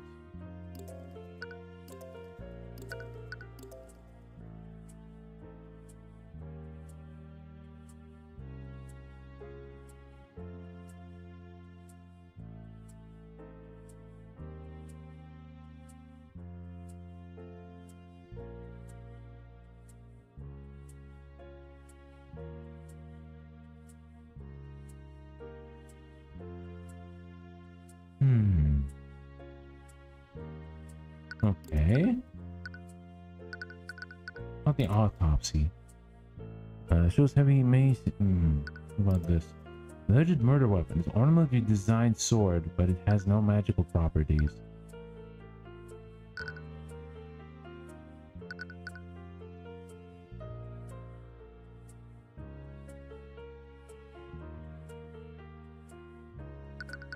I mean, let's press them a little bit more.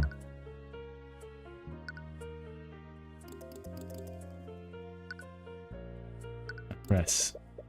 Are you saying that my client used the spell and channeled it through her sword? There's a vast number of spells that operate like that. Spells from the school of transmutation are always channeled through an object. Defendant over there, Hell Spell Compendium, has a spell called Mage Blade. Mage Blade? It's a transmutation spell that sharpens my sword. I usually use it when I need to cut through an enemy's plate armor.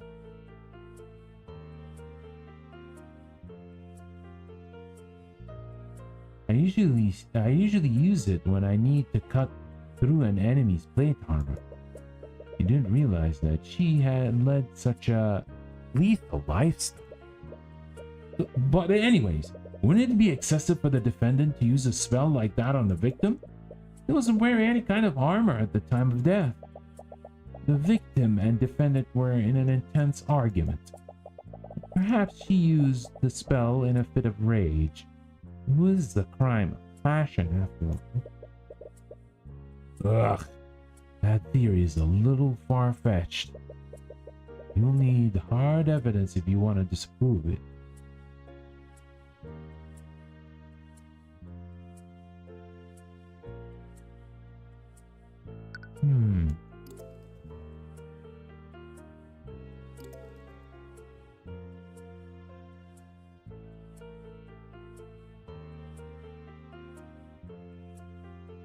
She must have used it on her sword before stabbing the victim.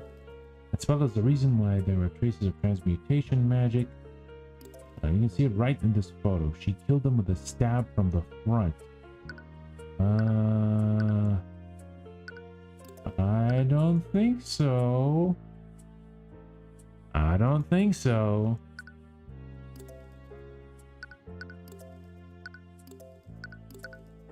Now, this should be right, right? Objection! Oh. No, it's not.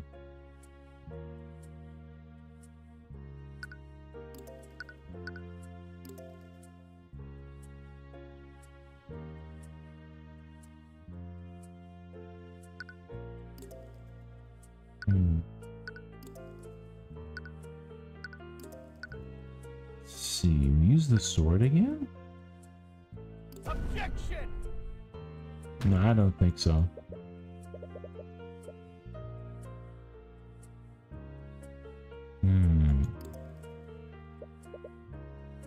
This would be easier if you knew the parameters of Mage Blade. Perhaps you can get him to add statements or evidence to his testimony. The only thing you can do now is press. Okay. Press. Oh, I already read that. Is there no skip? Okay.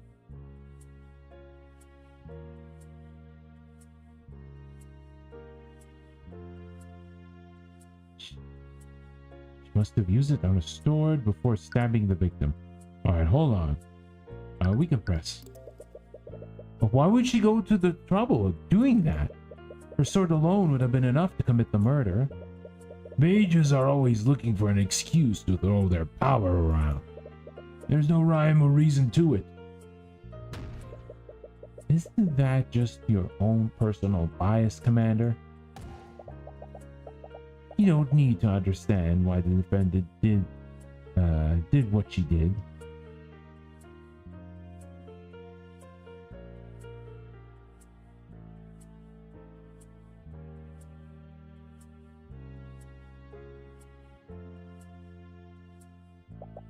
The fact of the matter is that magic was present at the crime. Do you have any evidence of the contrary? You don't. Yet.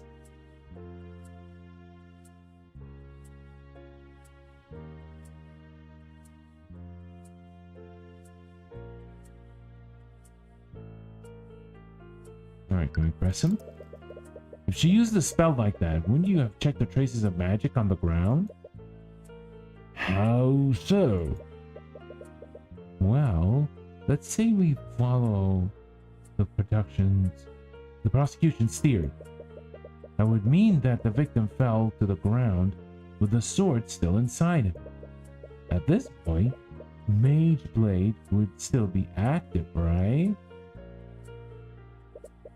It would definitely leave a magical trace on the ground after making physical contact with it.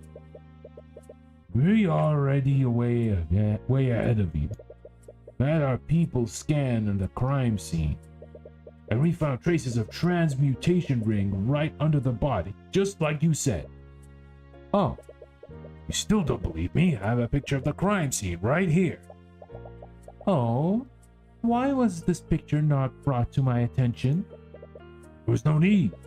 This entire case is open and shut. You've stolen pictures of the dead before, but it feels now that the body is someone you knew. Looks like there are traces of magic on the ground. But this shape is a little weird, isn't it?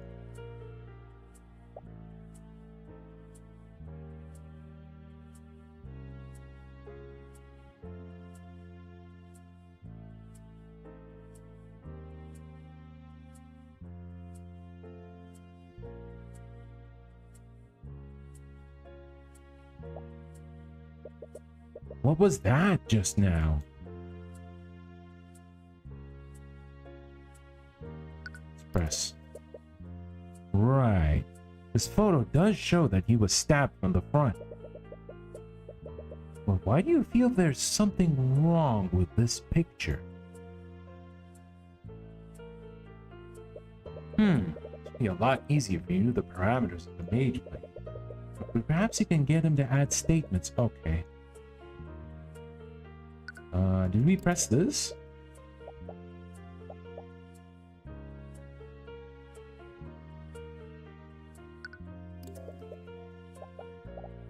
Yeah, we already read this.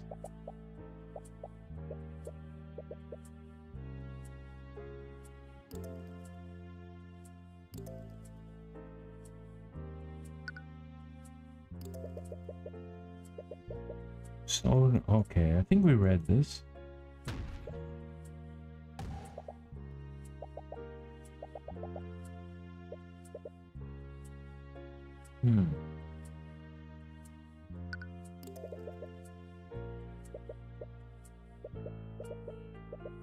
Let's try to press everything and then we see what we can do.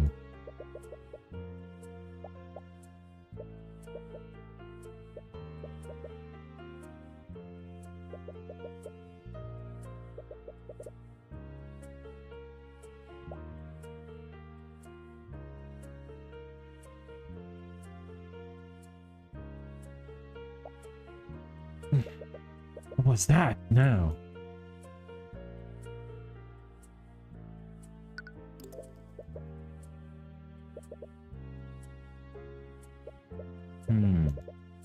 Well, I did press him and everything. Let's see. Let's give it a bit of a think. Give it a bit of a nice think.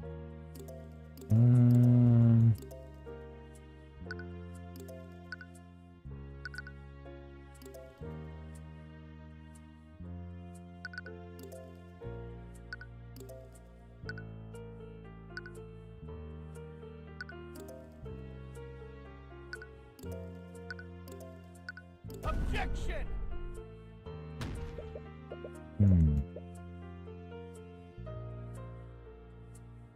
Well, it's a good thing we don't lose health here. That spell is the reason why there are traces of transmutation magic.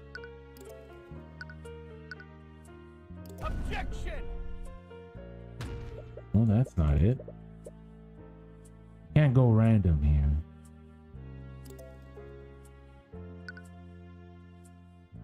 Wait, he must have used the sword. Objection! No. It's not the right one.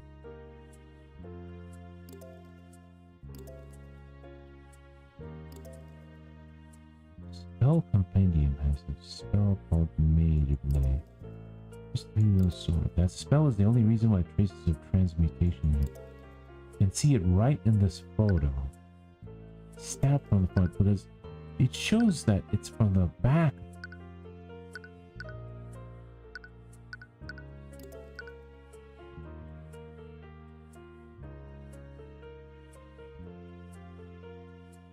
Objection! There we go.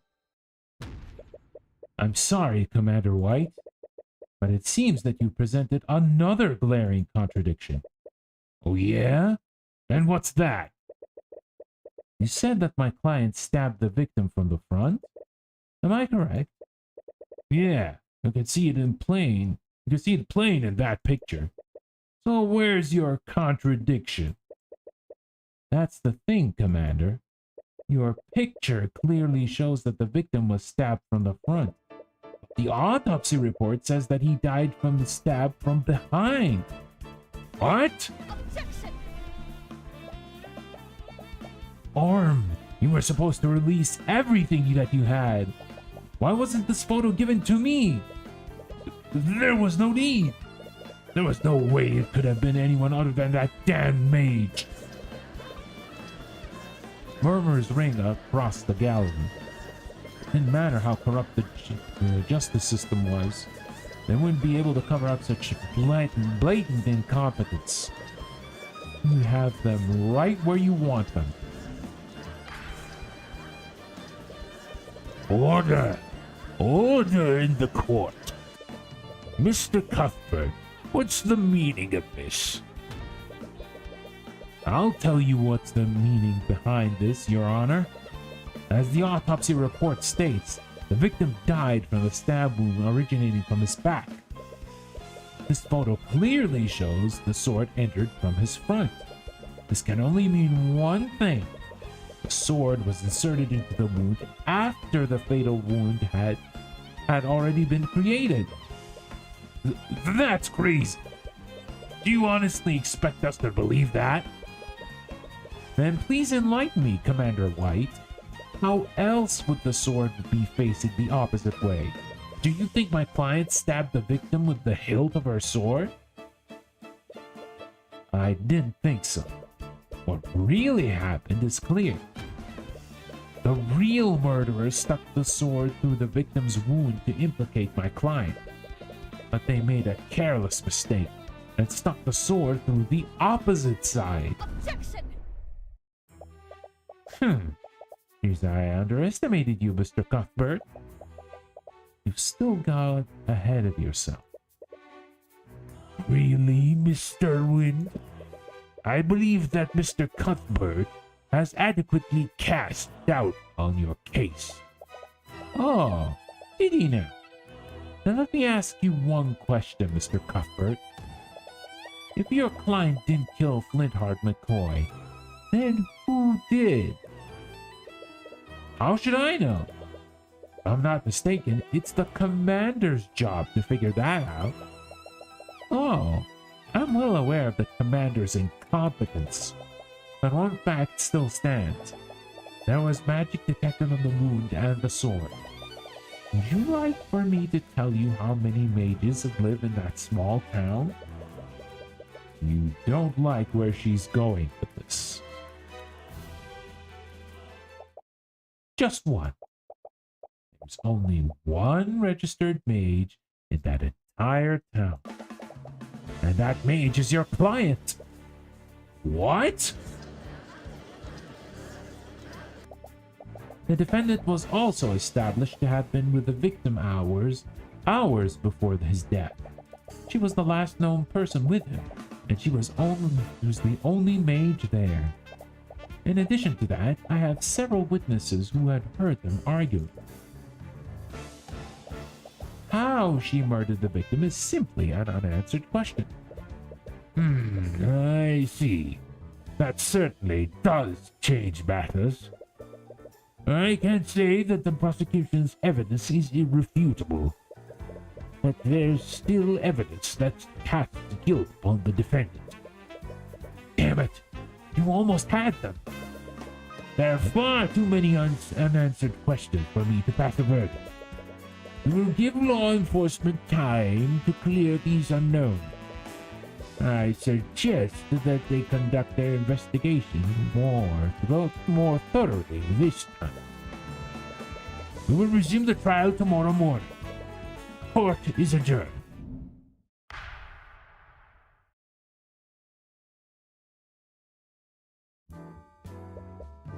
Hello, Cuthbert. As you walk out of the courtroom with Celeste, you are greeted by Miss Timora. Miss Timora? You're here? You recall how you froze up during the first cross-examination. You feel a little ashamed that your mentor saw all of that. Well, at the end of the day, you were able to pull it together. Once you did that, you performed adequately. On that note, I wanted to give you this.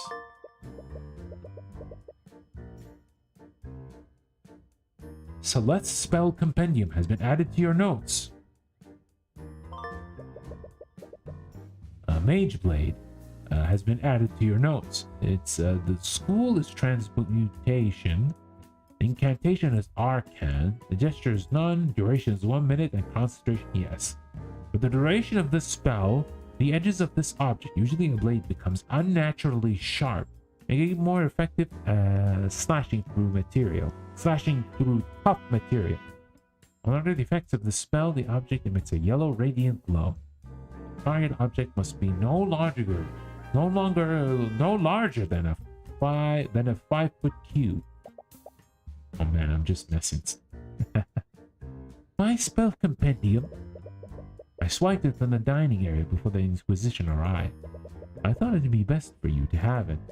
So, this is your spell compendium. It only has one spell. Mage Blade. This means that the prosecution has to prove that Celeste used that specific spell. It will restrict how they approach in this case, which gives you an edge over them. That prosecutor is really something else. You mean Prosecutor Steelwind? I still remember her ripping glare. Gives you chills just thinking about it. You wouldn't even want to know about it. But this was also her first trial. Really? I thought in her experience would make for a good first opponent. That girl, she's a natural in the courtroom. Makes me wonder why Steelwind would choose to become an attorney in the first place. What do you mean? Steelwinds are a powerful, noble house. The noble families, they are the one with the few who answer directly to the king. Most members of their house take high-ranking positions in the kingdom's military. So it's a bit strange that he chose to become a prosecutor despite that. Steelwind. I feel like I've heard that name before. In any case, it's best that you can focus on the trial. You have about a day until the court resumes. Right. Now that I have time, I'd like to ask you some questions, Celeste. Namely, about that argument you had with your father. Oh, you see the bow staring daggers at Celeste. Looks like they're waiting to take her back to her cell. Whatever questions you have for her will have to wait. I should probably go. Celeste walks away while avoiding eye contact with you. Neil, her argument with Flintheart may have struck a nerve. I'll use this opportunity to investigate the crime scene. I wouldn't be surprised if the Inquisition missed some. You utterly embarrassed them today. Don't expect them to make the same mistake twice. Right. There are still a lot of things we don't know about. As much as I hate to admit it, your skills of deduction so far surpasses mine. If anyone can figure out what really happened that night, it's you. Alright, let's save. Alright. Let's do a little bit of the investigation. Alright, back at the McCoy Tavern. Luckily for you, the Inquisition set up a teleportation circle for you to use. With that circle, you can magically teleport from between the capital and the crime scene instantaneously. It's definitely miles better than having to travel by carriage.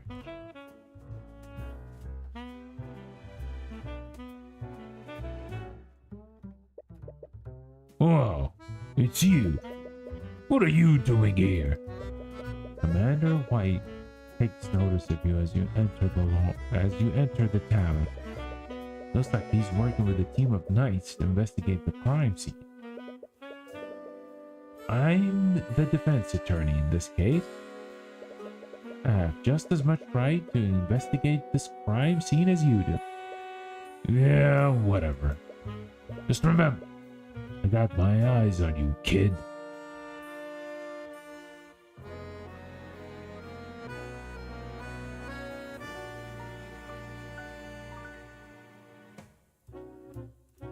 Alright, so now we're gonna obviously talk questions. I was wondering if I could ask you some questions about the case. As if I'd help the likes of you. I saw who your boss is, and I know what you're up to. Which probably sent you here to con me. What? I'm just looking for some information. Unlikely story. He was cooperative before when he let you see Celeste. Why is he being so stubborn now? Is he angry that you embarrassed him in court today? In any case, you won't get anywhere at all this rate.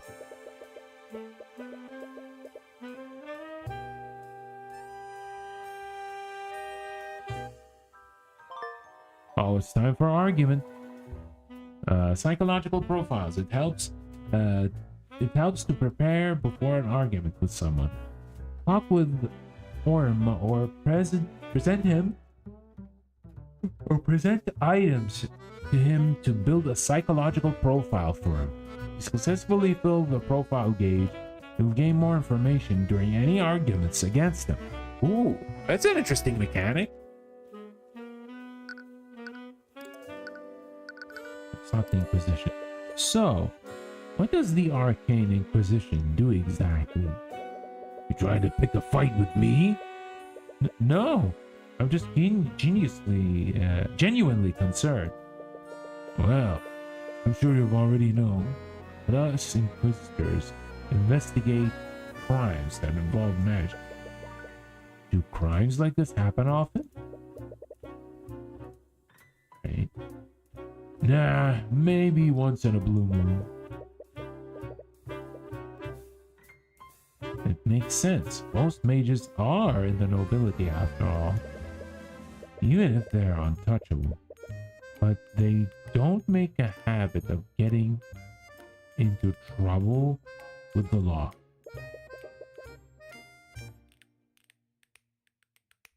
You must have an easy job then. You got that right.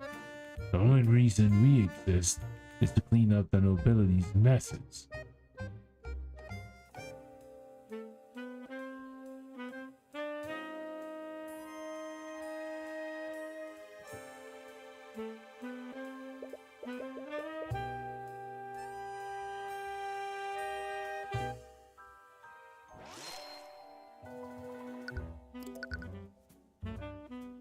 Let's talk about mages.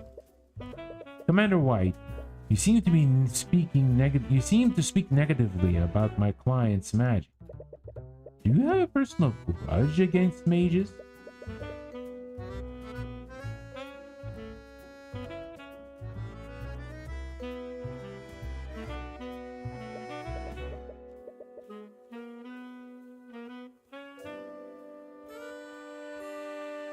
Wow, he didn't even try to deny it.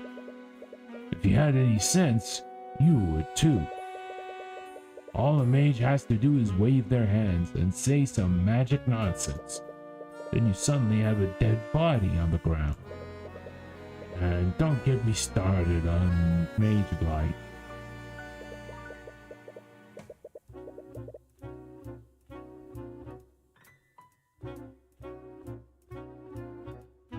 If some noble uses their magic too much, they'll end up snapping and going on a rampage. I don't know if this is going too far. Why join the Inquisition when you... Oh, sorry. But why join the Inquisition if you hate mages so much? Considering the fact, That's my job, to sweep the nobility's crimes under the rug. Sorry, I didn't mean to insinuate. Nope, you have the right of it. Anytime a noble is involved in a case, I'm ordered to look the other way.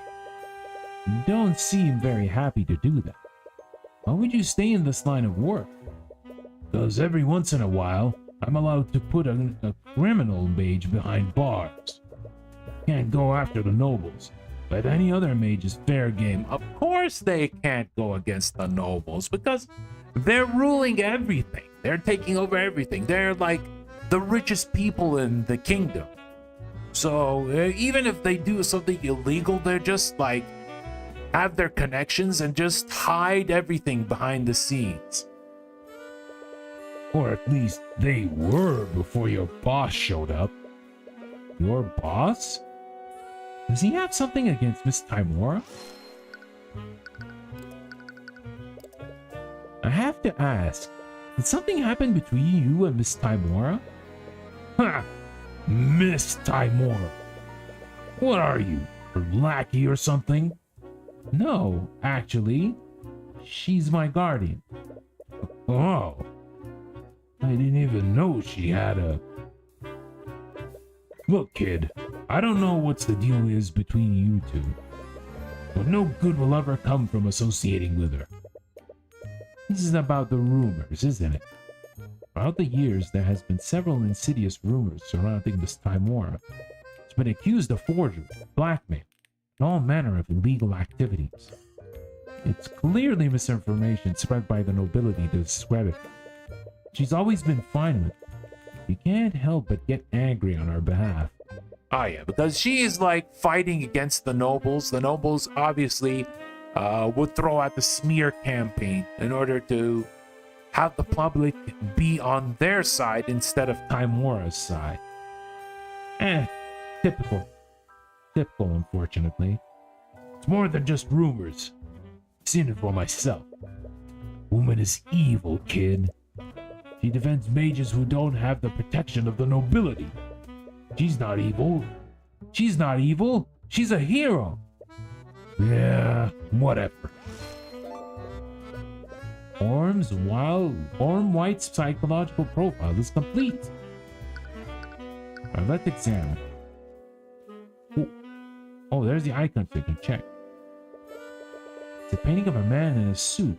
There's some text in it. Adam Evely, politician of the Pedantic. I've heard of this guy.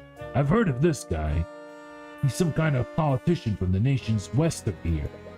I heard he's pretty much a shoo-in to win whatever election they have going there. An election? Is Flintheart studying democracies for his little revolution? What's this? There's a modern-looking lamp mounted on the wall. It's a lamp powered by artificial. I didn't expect to find something this sophisticated in a town like this. Ah! Artificery is just another form of magic. Actually, artificery draws from the surrounding ley lines too. I didn't ask for a science lesson, kid. Anyways, look where where artificery got those folks. The arcane power cell broke, and they haven't had any power for weeks. Yep, nothing can beat good old oil and flame. Okay, Boomer. Broken power cell. The McCoy Inn outfitted with several lamps powered by artificery. However, the arcane power cell has been broken for weeks and the lamps can't be turned on. You found a good clue there. Inquisition lit some candles. There's a magical lamp right there. I wonder why they're not using those instead. Alright, what is this? There's a chalk outline of a person on the ground of the tower.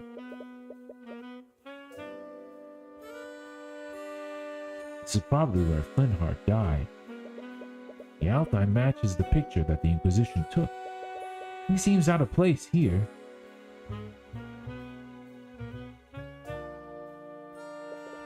It's a painting of a mage. There's some text on it. Somala Dadlian, a legendary practitioner of the arcane arts. He mysteriously disappeared one day. Oh, a mystery! It's rumored that he was developing a formula for a new transmutation spell. However, he was reckless in casting the spell, and Dagalian quickly lost control of its magic. His body was never found. Many speculate that he didn't actually die during the accident. That's true. Where did he end up? Sounds like a cautionary tale against using magic. That might explain why Flintheart keeps it in his tavern.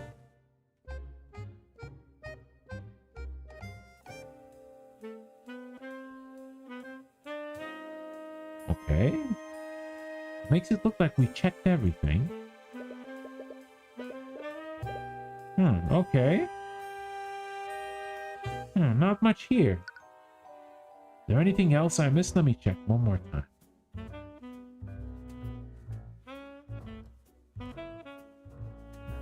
Oh, yep, I guess that's it. Can we talk to him again? Oh, we can go for the argument? Commander White seems unusually hostile towards him. I have a feeling that it's not just because you embarrassed him in court today. And clear up this misunderstanding, might be able to convince him to help you. Alright, I think we may be able to start. But hold on. Let's see. Let's save. Alright. So, let's see if we can have an argument with him. Argument. Alright, I'm just going to come out and say it. Have a problem with me, Commander White? Should know exactly what my problem is with you. I saw who you work for. Do I have to spell it out for you? Timora is a crooked liar. Or does your boss not tell you what she gets up to? Arguments are not always fought using hard evidence. Sometimes you need to elocute to convince your opponent that their claim is wrong. When prompted for an elocution, choose one of the 3 possible responses. The right response can be gleaned from reading your opponent's psychological profile.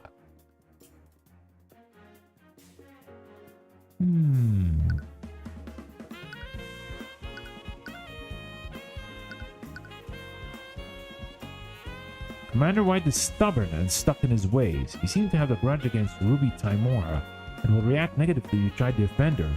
However, he will respect you if you defend yourself against personal attacks. Let's see. Let's try deflect. Yeah, we did it right. Oh, it's good that they give you a sound effect if you chose the right option. Regardless of what Miss Timora has done, I'm the one heading this case.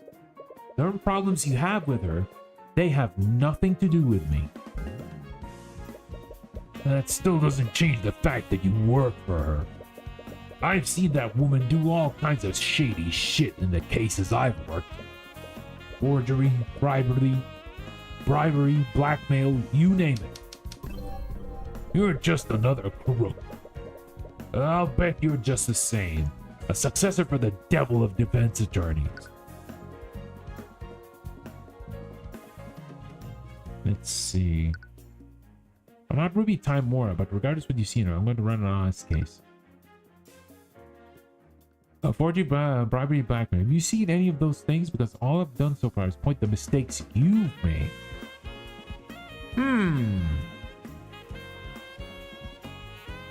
Oh yeah, this could be a good one. Ah, yes, nice. That was the right decision. Forgery, bribery, blackmail. Have you seen me do any of those things? Because all I've done so far is point out the mistakes you've made. Look, kid, I'd like nothing more than to believe it.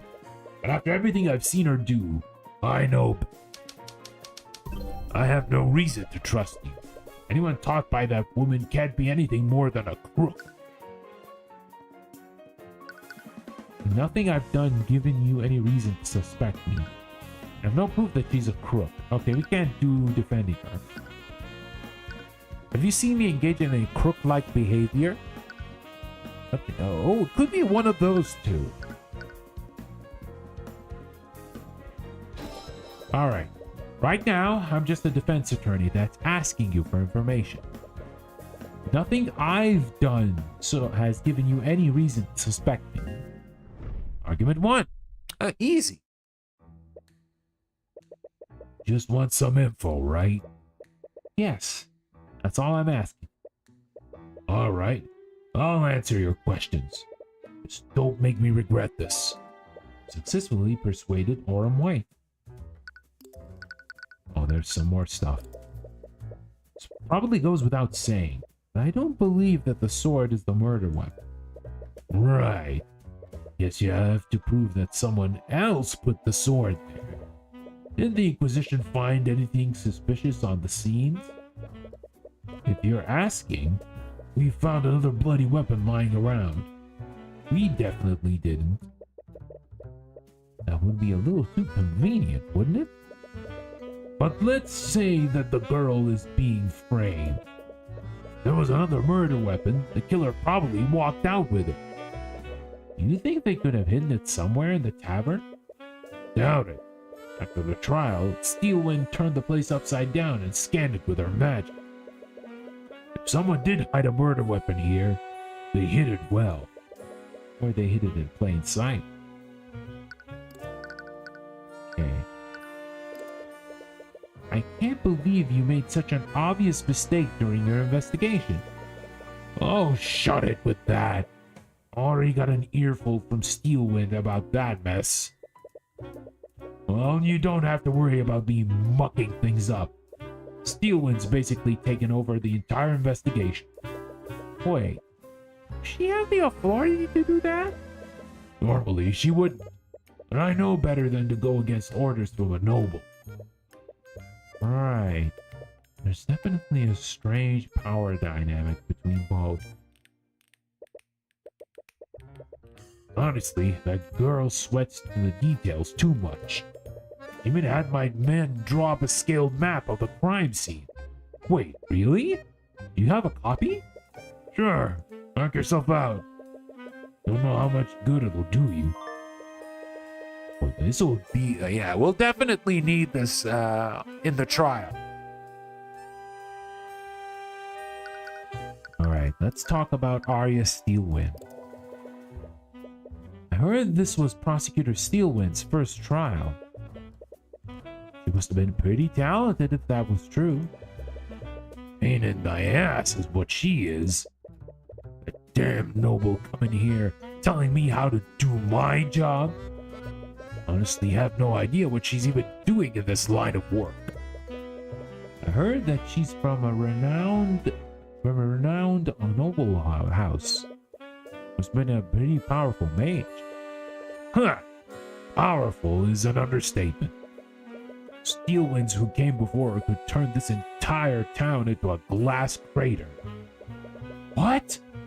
There's no way that's true. Right?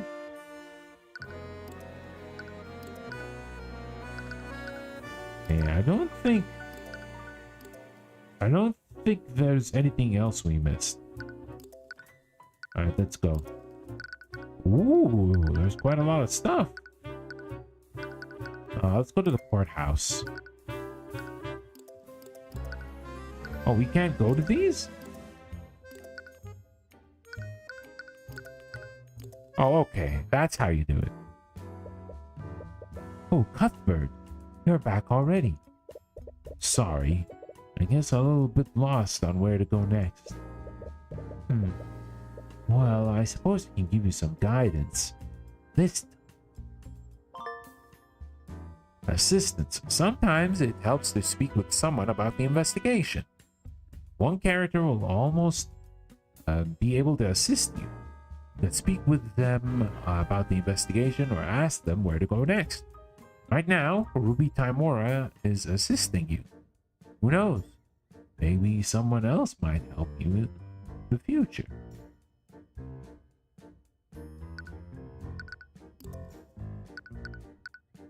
Investigation.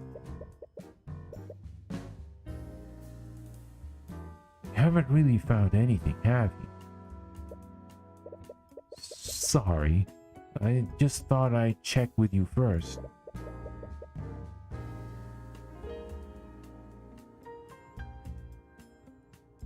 I can't always hold your hand, Cuthbert. You need to move to the crime scene and look for evidence that you can use. Nextly. Where should I go next, Miss Timora? Well, you haven't really gone anywhere. You really head to the crime scene. Right, of course. I already did go to the crime scene. Oh, maybe we can go upstairs, yeah. If people keep seeing you here, they're going to start asking questions. Leave the investigation to me. All you have to do is stay quiet until the trial is over. While heading upstairs, you spot the prosecutor having a conversation with someone. It seemed to be some kind of argument. Enough. I will do as I see fit. You may be a student, but this is my land. Oh, sorry. Oh, the defense attorney from the trial. I am. I'm sorry, but who? How rude of me. My name is Lord Garrick Pierce, the ruling noble of this land.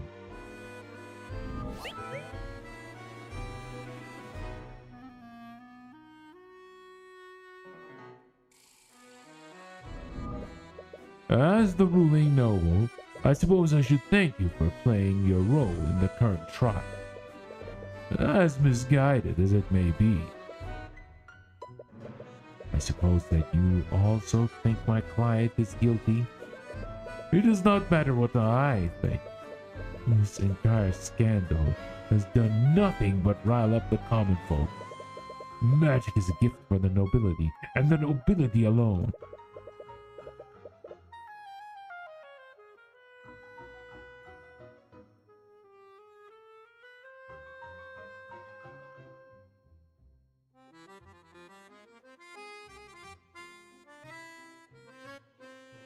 It's a symbol of aristocracy and our divine right to rule. And now that bastard child has tainted that symbol in the public eye. All of that has nothing to do with her. She's just an innocent woman who got trapped up in all of this. Even if she's innocent, the charges have been laid and made public. Someone must have taken the fall. Unless the public accused the justice system of corruption. So you're saying that she would be found guilty even if she's innocent? What do you suppose will happen if she's acquitted? All the public will see is a mage going free despite a myriad of evidence.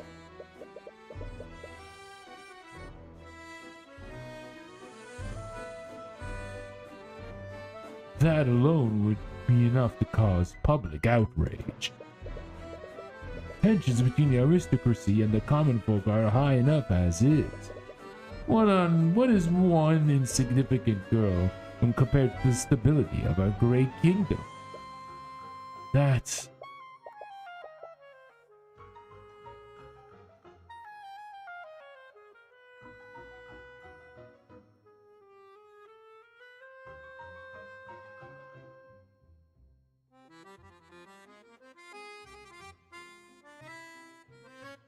enough.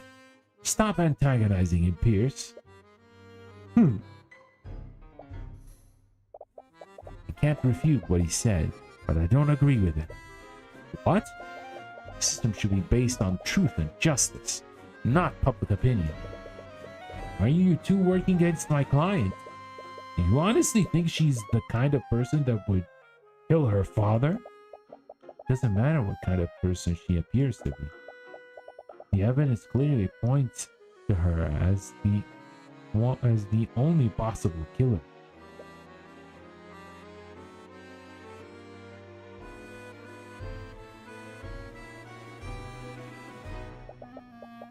But you should fight according to your own ideals. Just as I will fight for mine.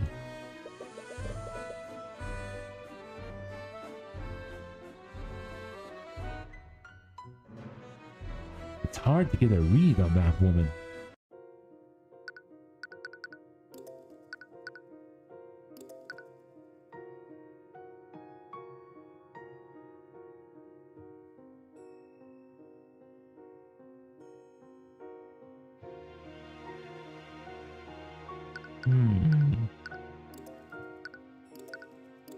Maybe we could go to the Inquisition barracks? Let's see.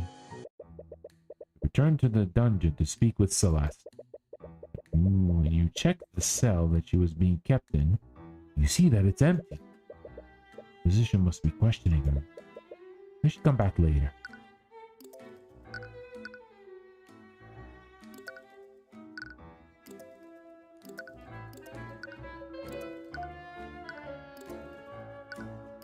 I guess we'll go to the tavern again. Ah, what is this?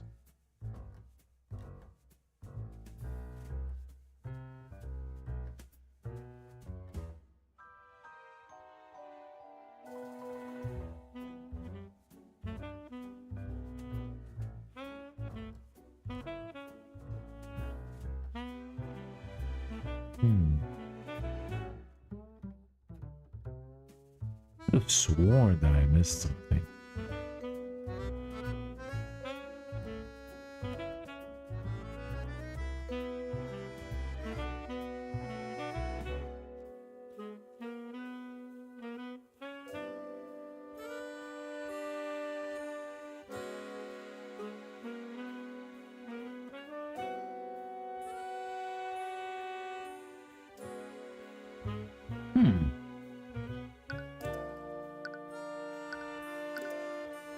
Oh, we can actually present him stuff. Okay. pictures? Oh. Autopsy? The autopsy report seems pretty detailed in some aspects and vague in others. Why is that? Not sure about the details, but the autopsy is performed by a mage who studies divination. Their magic gives us details about how someone dies, but there's always a few blind spots. Blind spots? Like what? Well, for one thing, someone mucks around with the body after death, the report becomes muddled. Divination magic can tell what happened to a body, but not in what order and what times. Someone definitely stabbed Flintheart's body with Celeste's sword. What he's saying is true. It will be much harder to figure out what kind of weapon originally killed him. Let's present the sword. That mage's sword really is strange. It's almost a shame.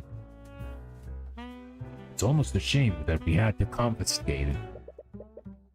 Is it really that abnormal? Definitely not like any kind of sword I've seen. Wonder if it was forged in the Eastern Kingdoms. Alright, let's see.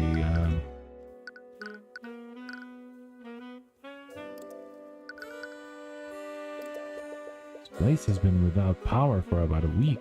I wonder if there's any information I can infer from it.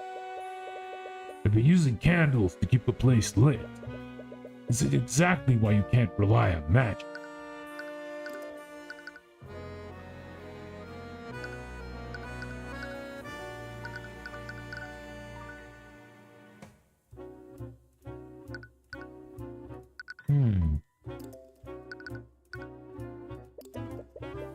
I've never seen a spell compendium before.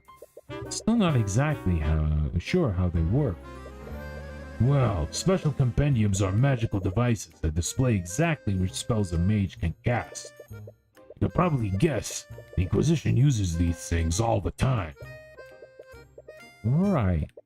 Having that information is definitely a blessing for the defense and prosecution. Let's check. Let's check one more time. See if we have anything. Oh, what's this? There's a broken bottle on the floor. It's shattered close to the chalk outline of the body. The label has the words lotus juice on it. Ah? Lotus juice? Is it time to bring in mass destruction? I never heard of that brand before. Must be foreign. Shattered bottle of lotus juice. Shattered remains of a glass bottle. Found it next close to Flintheart McCoy's body. The label says the word lotus juice. Alright. I think you found everything that you can here. What does that all mean? There's no murder weapon to be found. There's no obvious evidence of another person at the scene. Hey, you okay? Got quiet all of a sudden. Alright, just focus. Close your eyes. Let everything else disappear from the world. Hey, you listening? So, there's no clear evidence pointing to another killer. There is evidence pointing to how Flintheart was moved before his death. What? What can we tell about how Flintheart died? There's no blood trail leading to or from the body. This doesn't imply about the location of Flintheart's death. Ooh. The killer attacked Flintheart after... No. Before... No.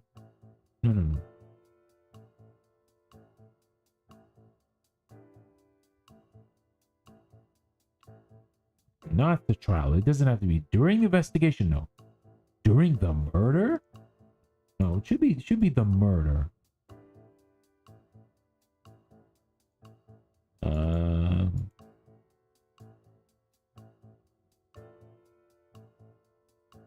Let's see.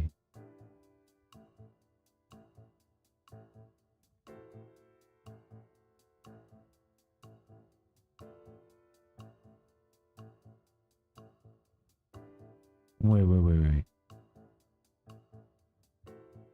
Wait, it should be, hold on. I'm gonna try to get this right. Hold on. Let's see. What can you tell about Flintheart dying? We would say that the killer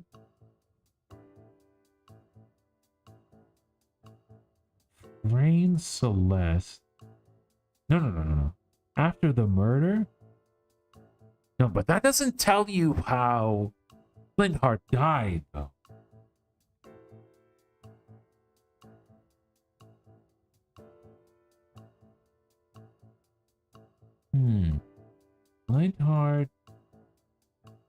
Flintheart attacked Flintheart.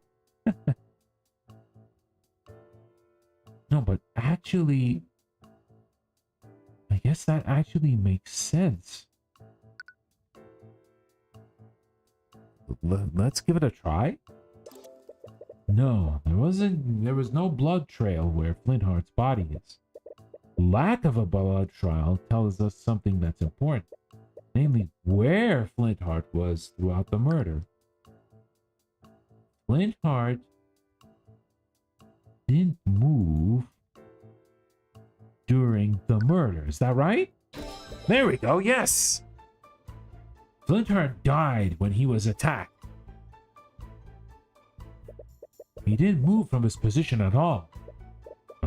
Yeah, I guess you're right. There's also the autopsy report, which says that he died from a stab from behind.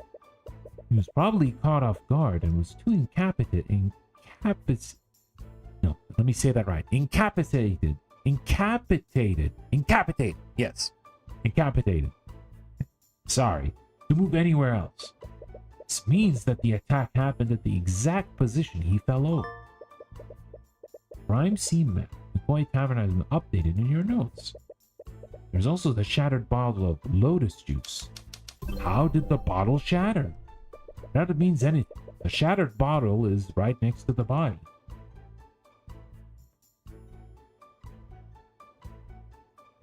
The killer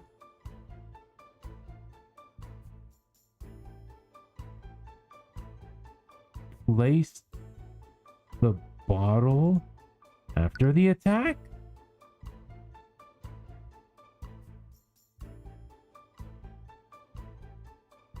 No, that's not right.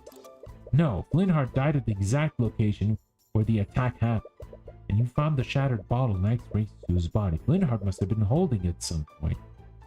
Flintheart, dropped the bottle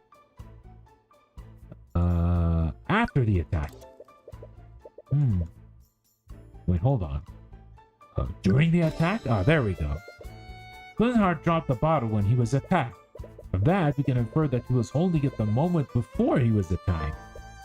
Shattered bottle juice has been updated. What's so strange about one bottle, though? May seem like an insignificant detail. That detail could help me infer other elements of what happened during the murder. Right. There's also the fact that the artificiary lights were out.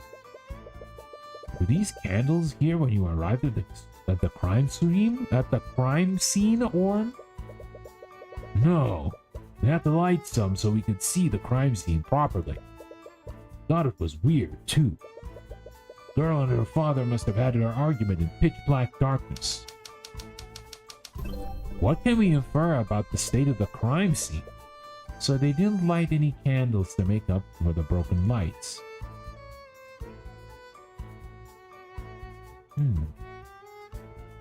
The basement had no lighting.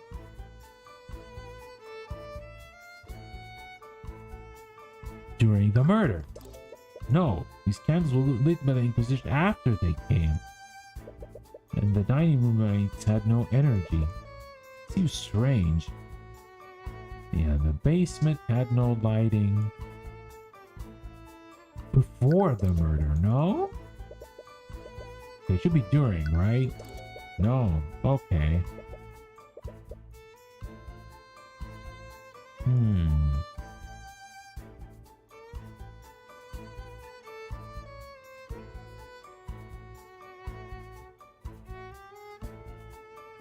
Yeah, this is about lighting, right?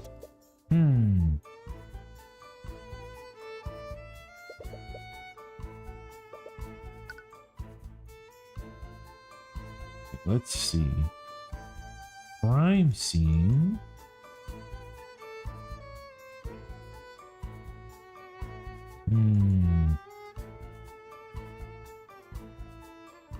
Had no lighting.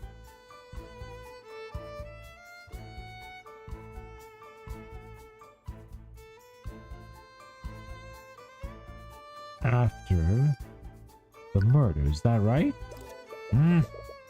No, those candles were lit by the Inquisition after they came to investigate the murder. Yeah, I gotta pay attention here. No, the candles were lit by the Inquisition after they came to investigate the murder. The dining room lights had no energy for the last week. Seems that's strange, but this can only mean one thing about the room's lighting. Crime scene had no lighting.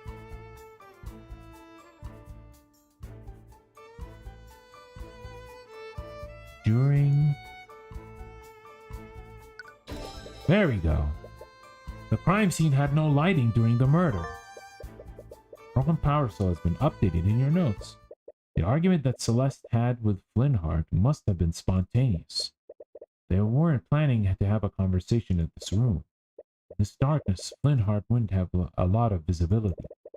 He was stabbed from behind. Probably didn't see it coming. He was clearly surprised. And was probably in too much shock to run away.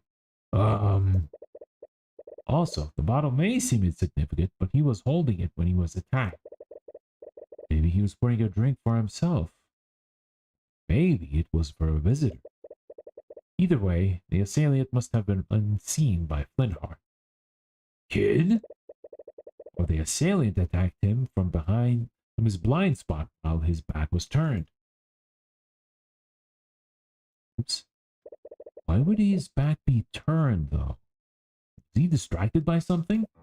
Kid! What? What was that all about? Sorry. Sometimes I just get lost in my own thoughts. Yeah, well, cut it out. You're freaking me out. Right. Anyways, I think you found everything you can here.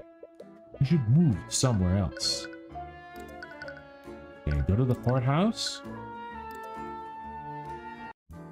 Now talk.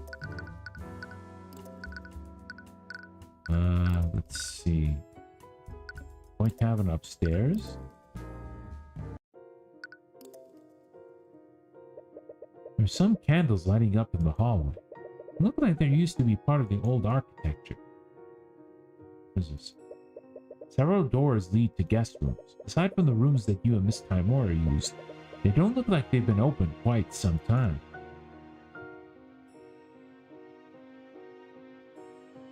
What's this? There's a door at the end of the hallway. Looks like it's seen some use recently. Oh, you try to open the door, but it seems to be locked. Perhaps someone might have a key to open it. Let's see. I need a key. Alright. Let's move.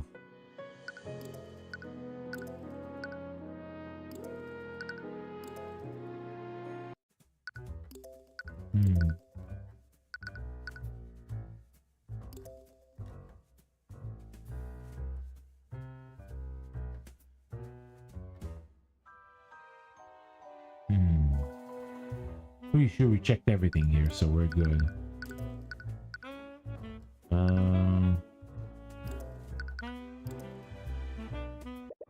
Return to the cell that Celeste is being kept in. The ambient despair in the air fills your mind like a horrendous stench. You do your best to ignore the emotions of the other prisoners, but you haven't had much practice blocking out this many things. As you arrive, you see Celeste huddled down in a corner. As soon as she sees you, her dour mood seems to lift, only for a moment. Oh, hi, Mr. Cuthbert. There's no need to address me so formally. Just call me Tyrion. Okay. Anyways, I came here to ask you some questions about the case. Right. The trial. So sorry for freezing up like that. Almost lost us the trial. No! There's no need to apologize. You did great. It was only thanks to her.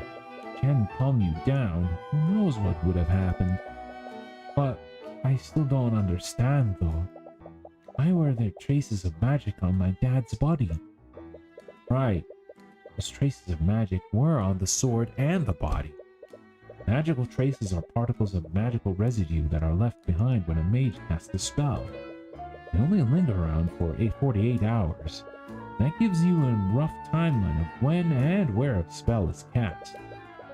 Did you cast Mage Blade on your sword that day? I did. I usually cast it when I train in the morning. That explains why there's a trace on the sword at least. Did the trace on my sword leave the magical trace on my dad's body? No. Magical traces can't be moved around physically. For a spell to leave a trace, it has to be active when physical contact is made. Really? What does that mean then? Whoever killed your father had a transmutation spell active on it at the time. The magical trace on your sword was just an unlucky coincidence. I can't believe this. Hey, Flintheart McCoy. Could you tell me more about your father? Sorry.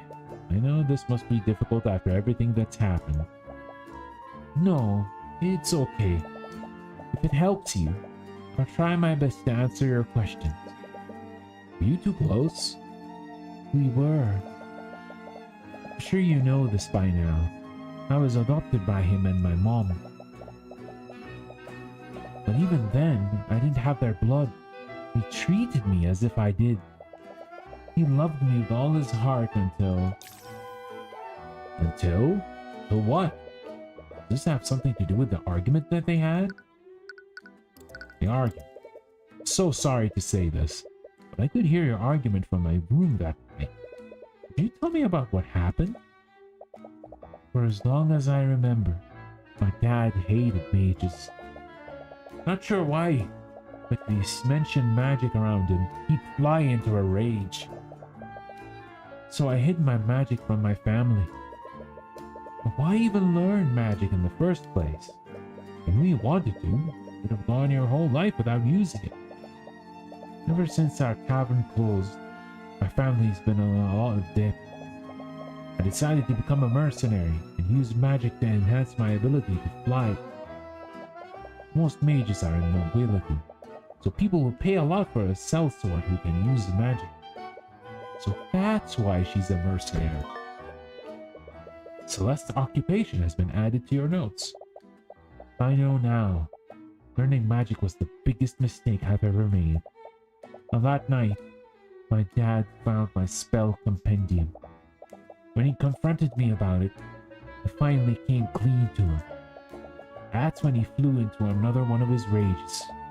He shouted at me. He told me that I betrayed him and his family. I'm so sorry. Can't imagine how that must have felt. Deserved every bit of it. I knew how much he hated magic. I learned to use it anyways. He showed me so much love that I just threw it all away. Don't say that! I'm sure he still loved you. No. I could see it in his eyes. He hated me. He died hating me. You feel a sharp pain in your chest as you see that thought. Locked door. So, there's a locked room in the tavern. It's at the very end of the hallway upstairs. The Inquisition probably searched it already, and I just wanted to investigate it to make sure. Locked room at the end of the hallway. I think that's my room. Do you know how I could get in there? It's the only room in the tavern I haven't investigated. I feel a suspicious gaze from Celeste. What's that look for? I'm your lawyer. I'm not going to do anything weird. Sorry, you're right. Here, you can use this key to get inside.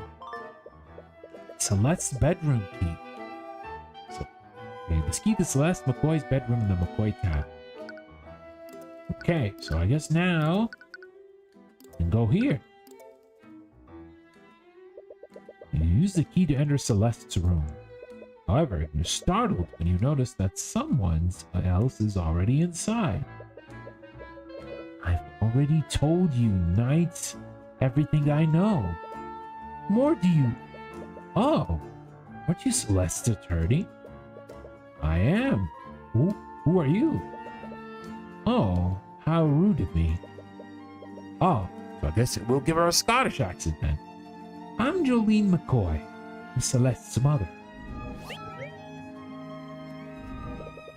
I was at the trial this morning. Can't thank you enough for everything that you've done for my daughter. So this is Celeste's mother. She might be able to tell you more about Flintheart. About that, do you mind if I ask you some questions for my investigation? Of course. Do anything I can to help. Alright, so... we're running a little bit late at the moment. So, I think... I wanted to actually finish the investigation, but it'll probably take a little bit of a while. And, yeah... I think it's probably best to end it here, and then we're going to try to continue this next time. I think we have a little bit more for the investigation before we get into the trial.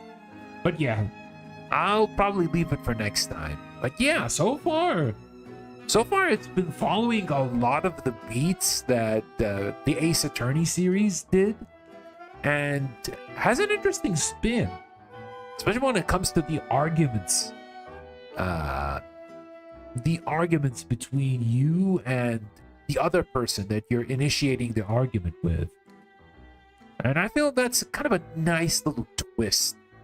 Now, I wouldn't say twist, but nice mechanic to differentiate it between the Ace Attorney series. So yeah, this is pretty good. This is pretty enjoyable so far. And the characterization seems pretty nice. And I also like the art and the music a lot. Damn, they actually put in a lot of work. And apparently, this game is also kickstarted, from what I understand. But yeah, I'm very interested in seeing how this game continues. But yeah, anyway, guys, thank you for watching either live or via the archives. Tomorrow, we will be continuing Shantae and the Seven Sirens. So we did manage to clear chapter 1, and now we need to go to the next area. And I actually remembered where we need to go next, because last time I was getting a little bit lost in what to do next, but this time I'm pretty sure we know which area we should be going to next. So yeah, I'm looking forward to that.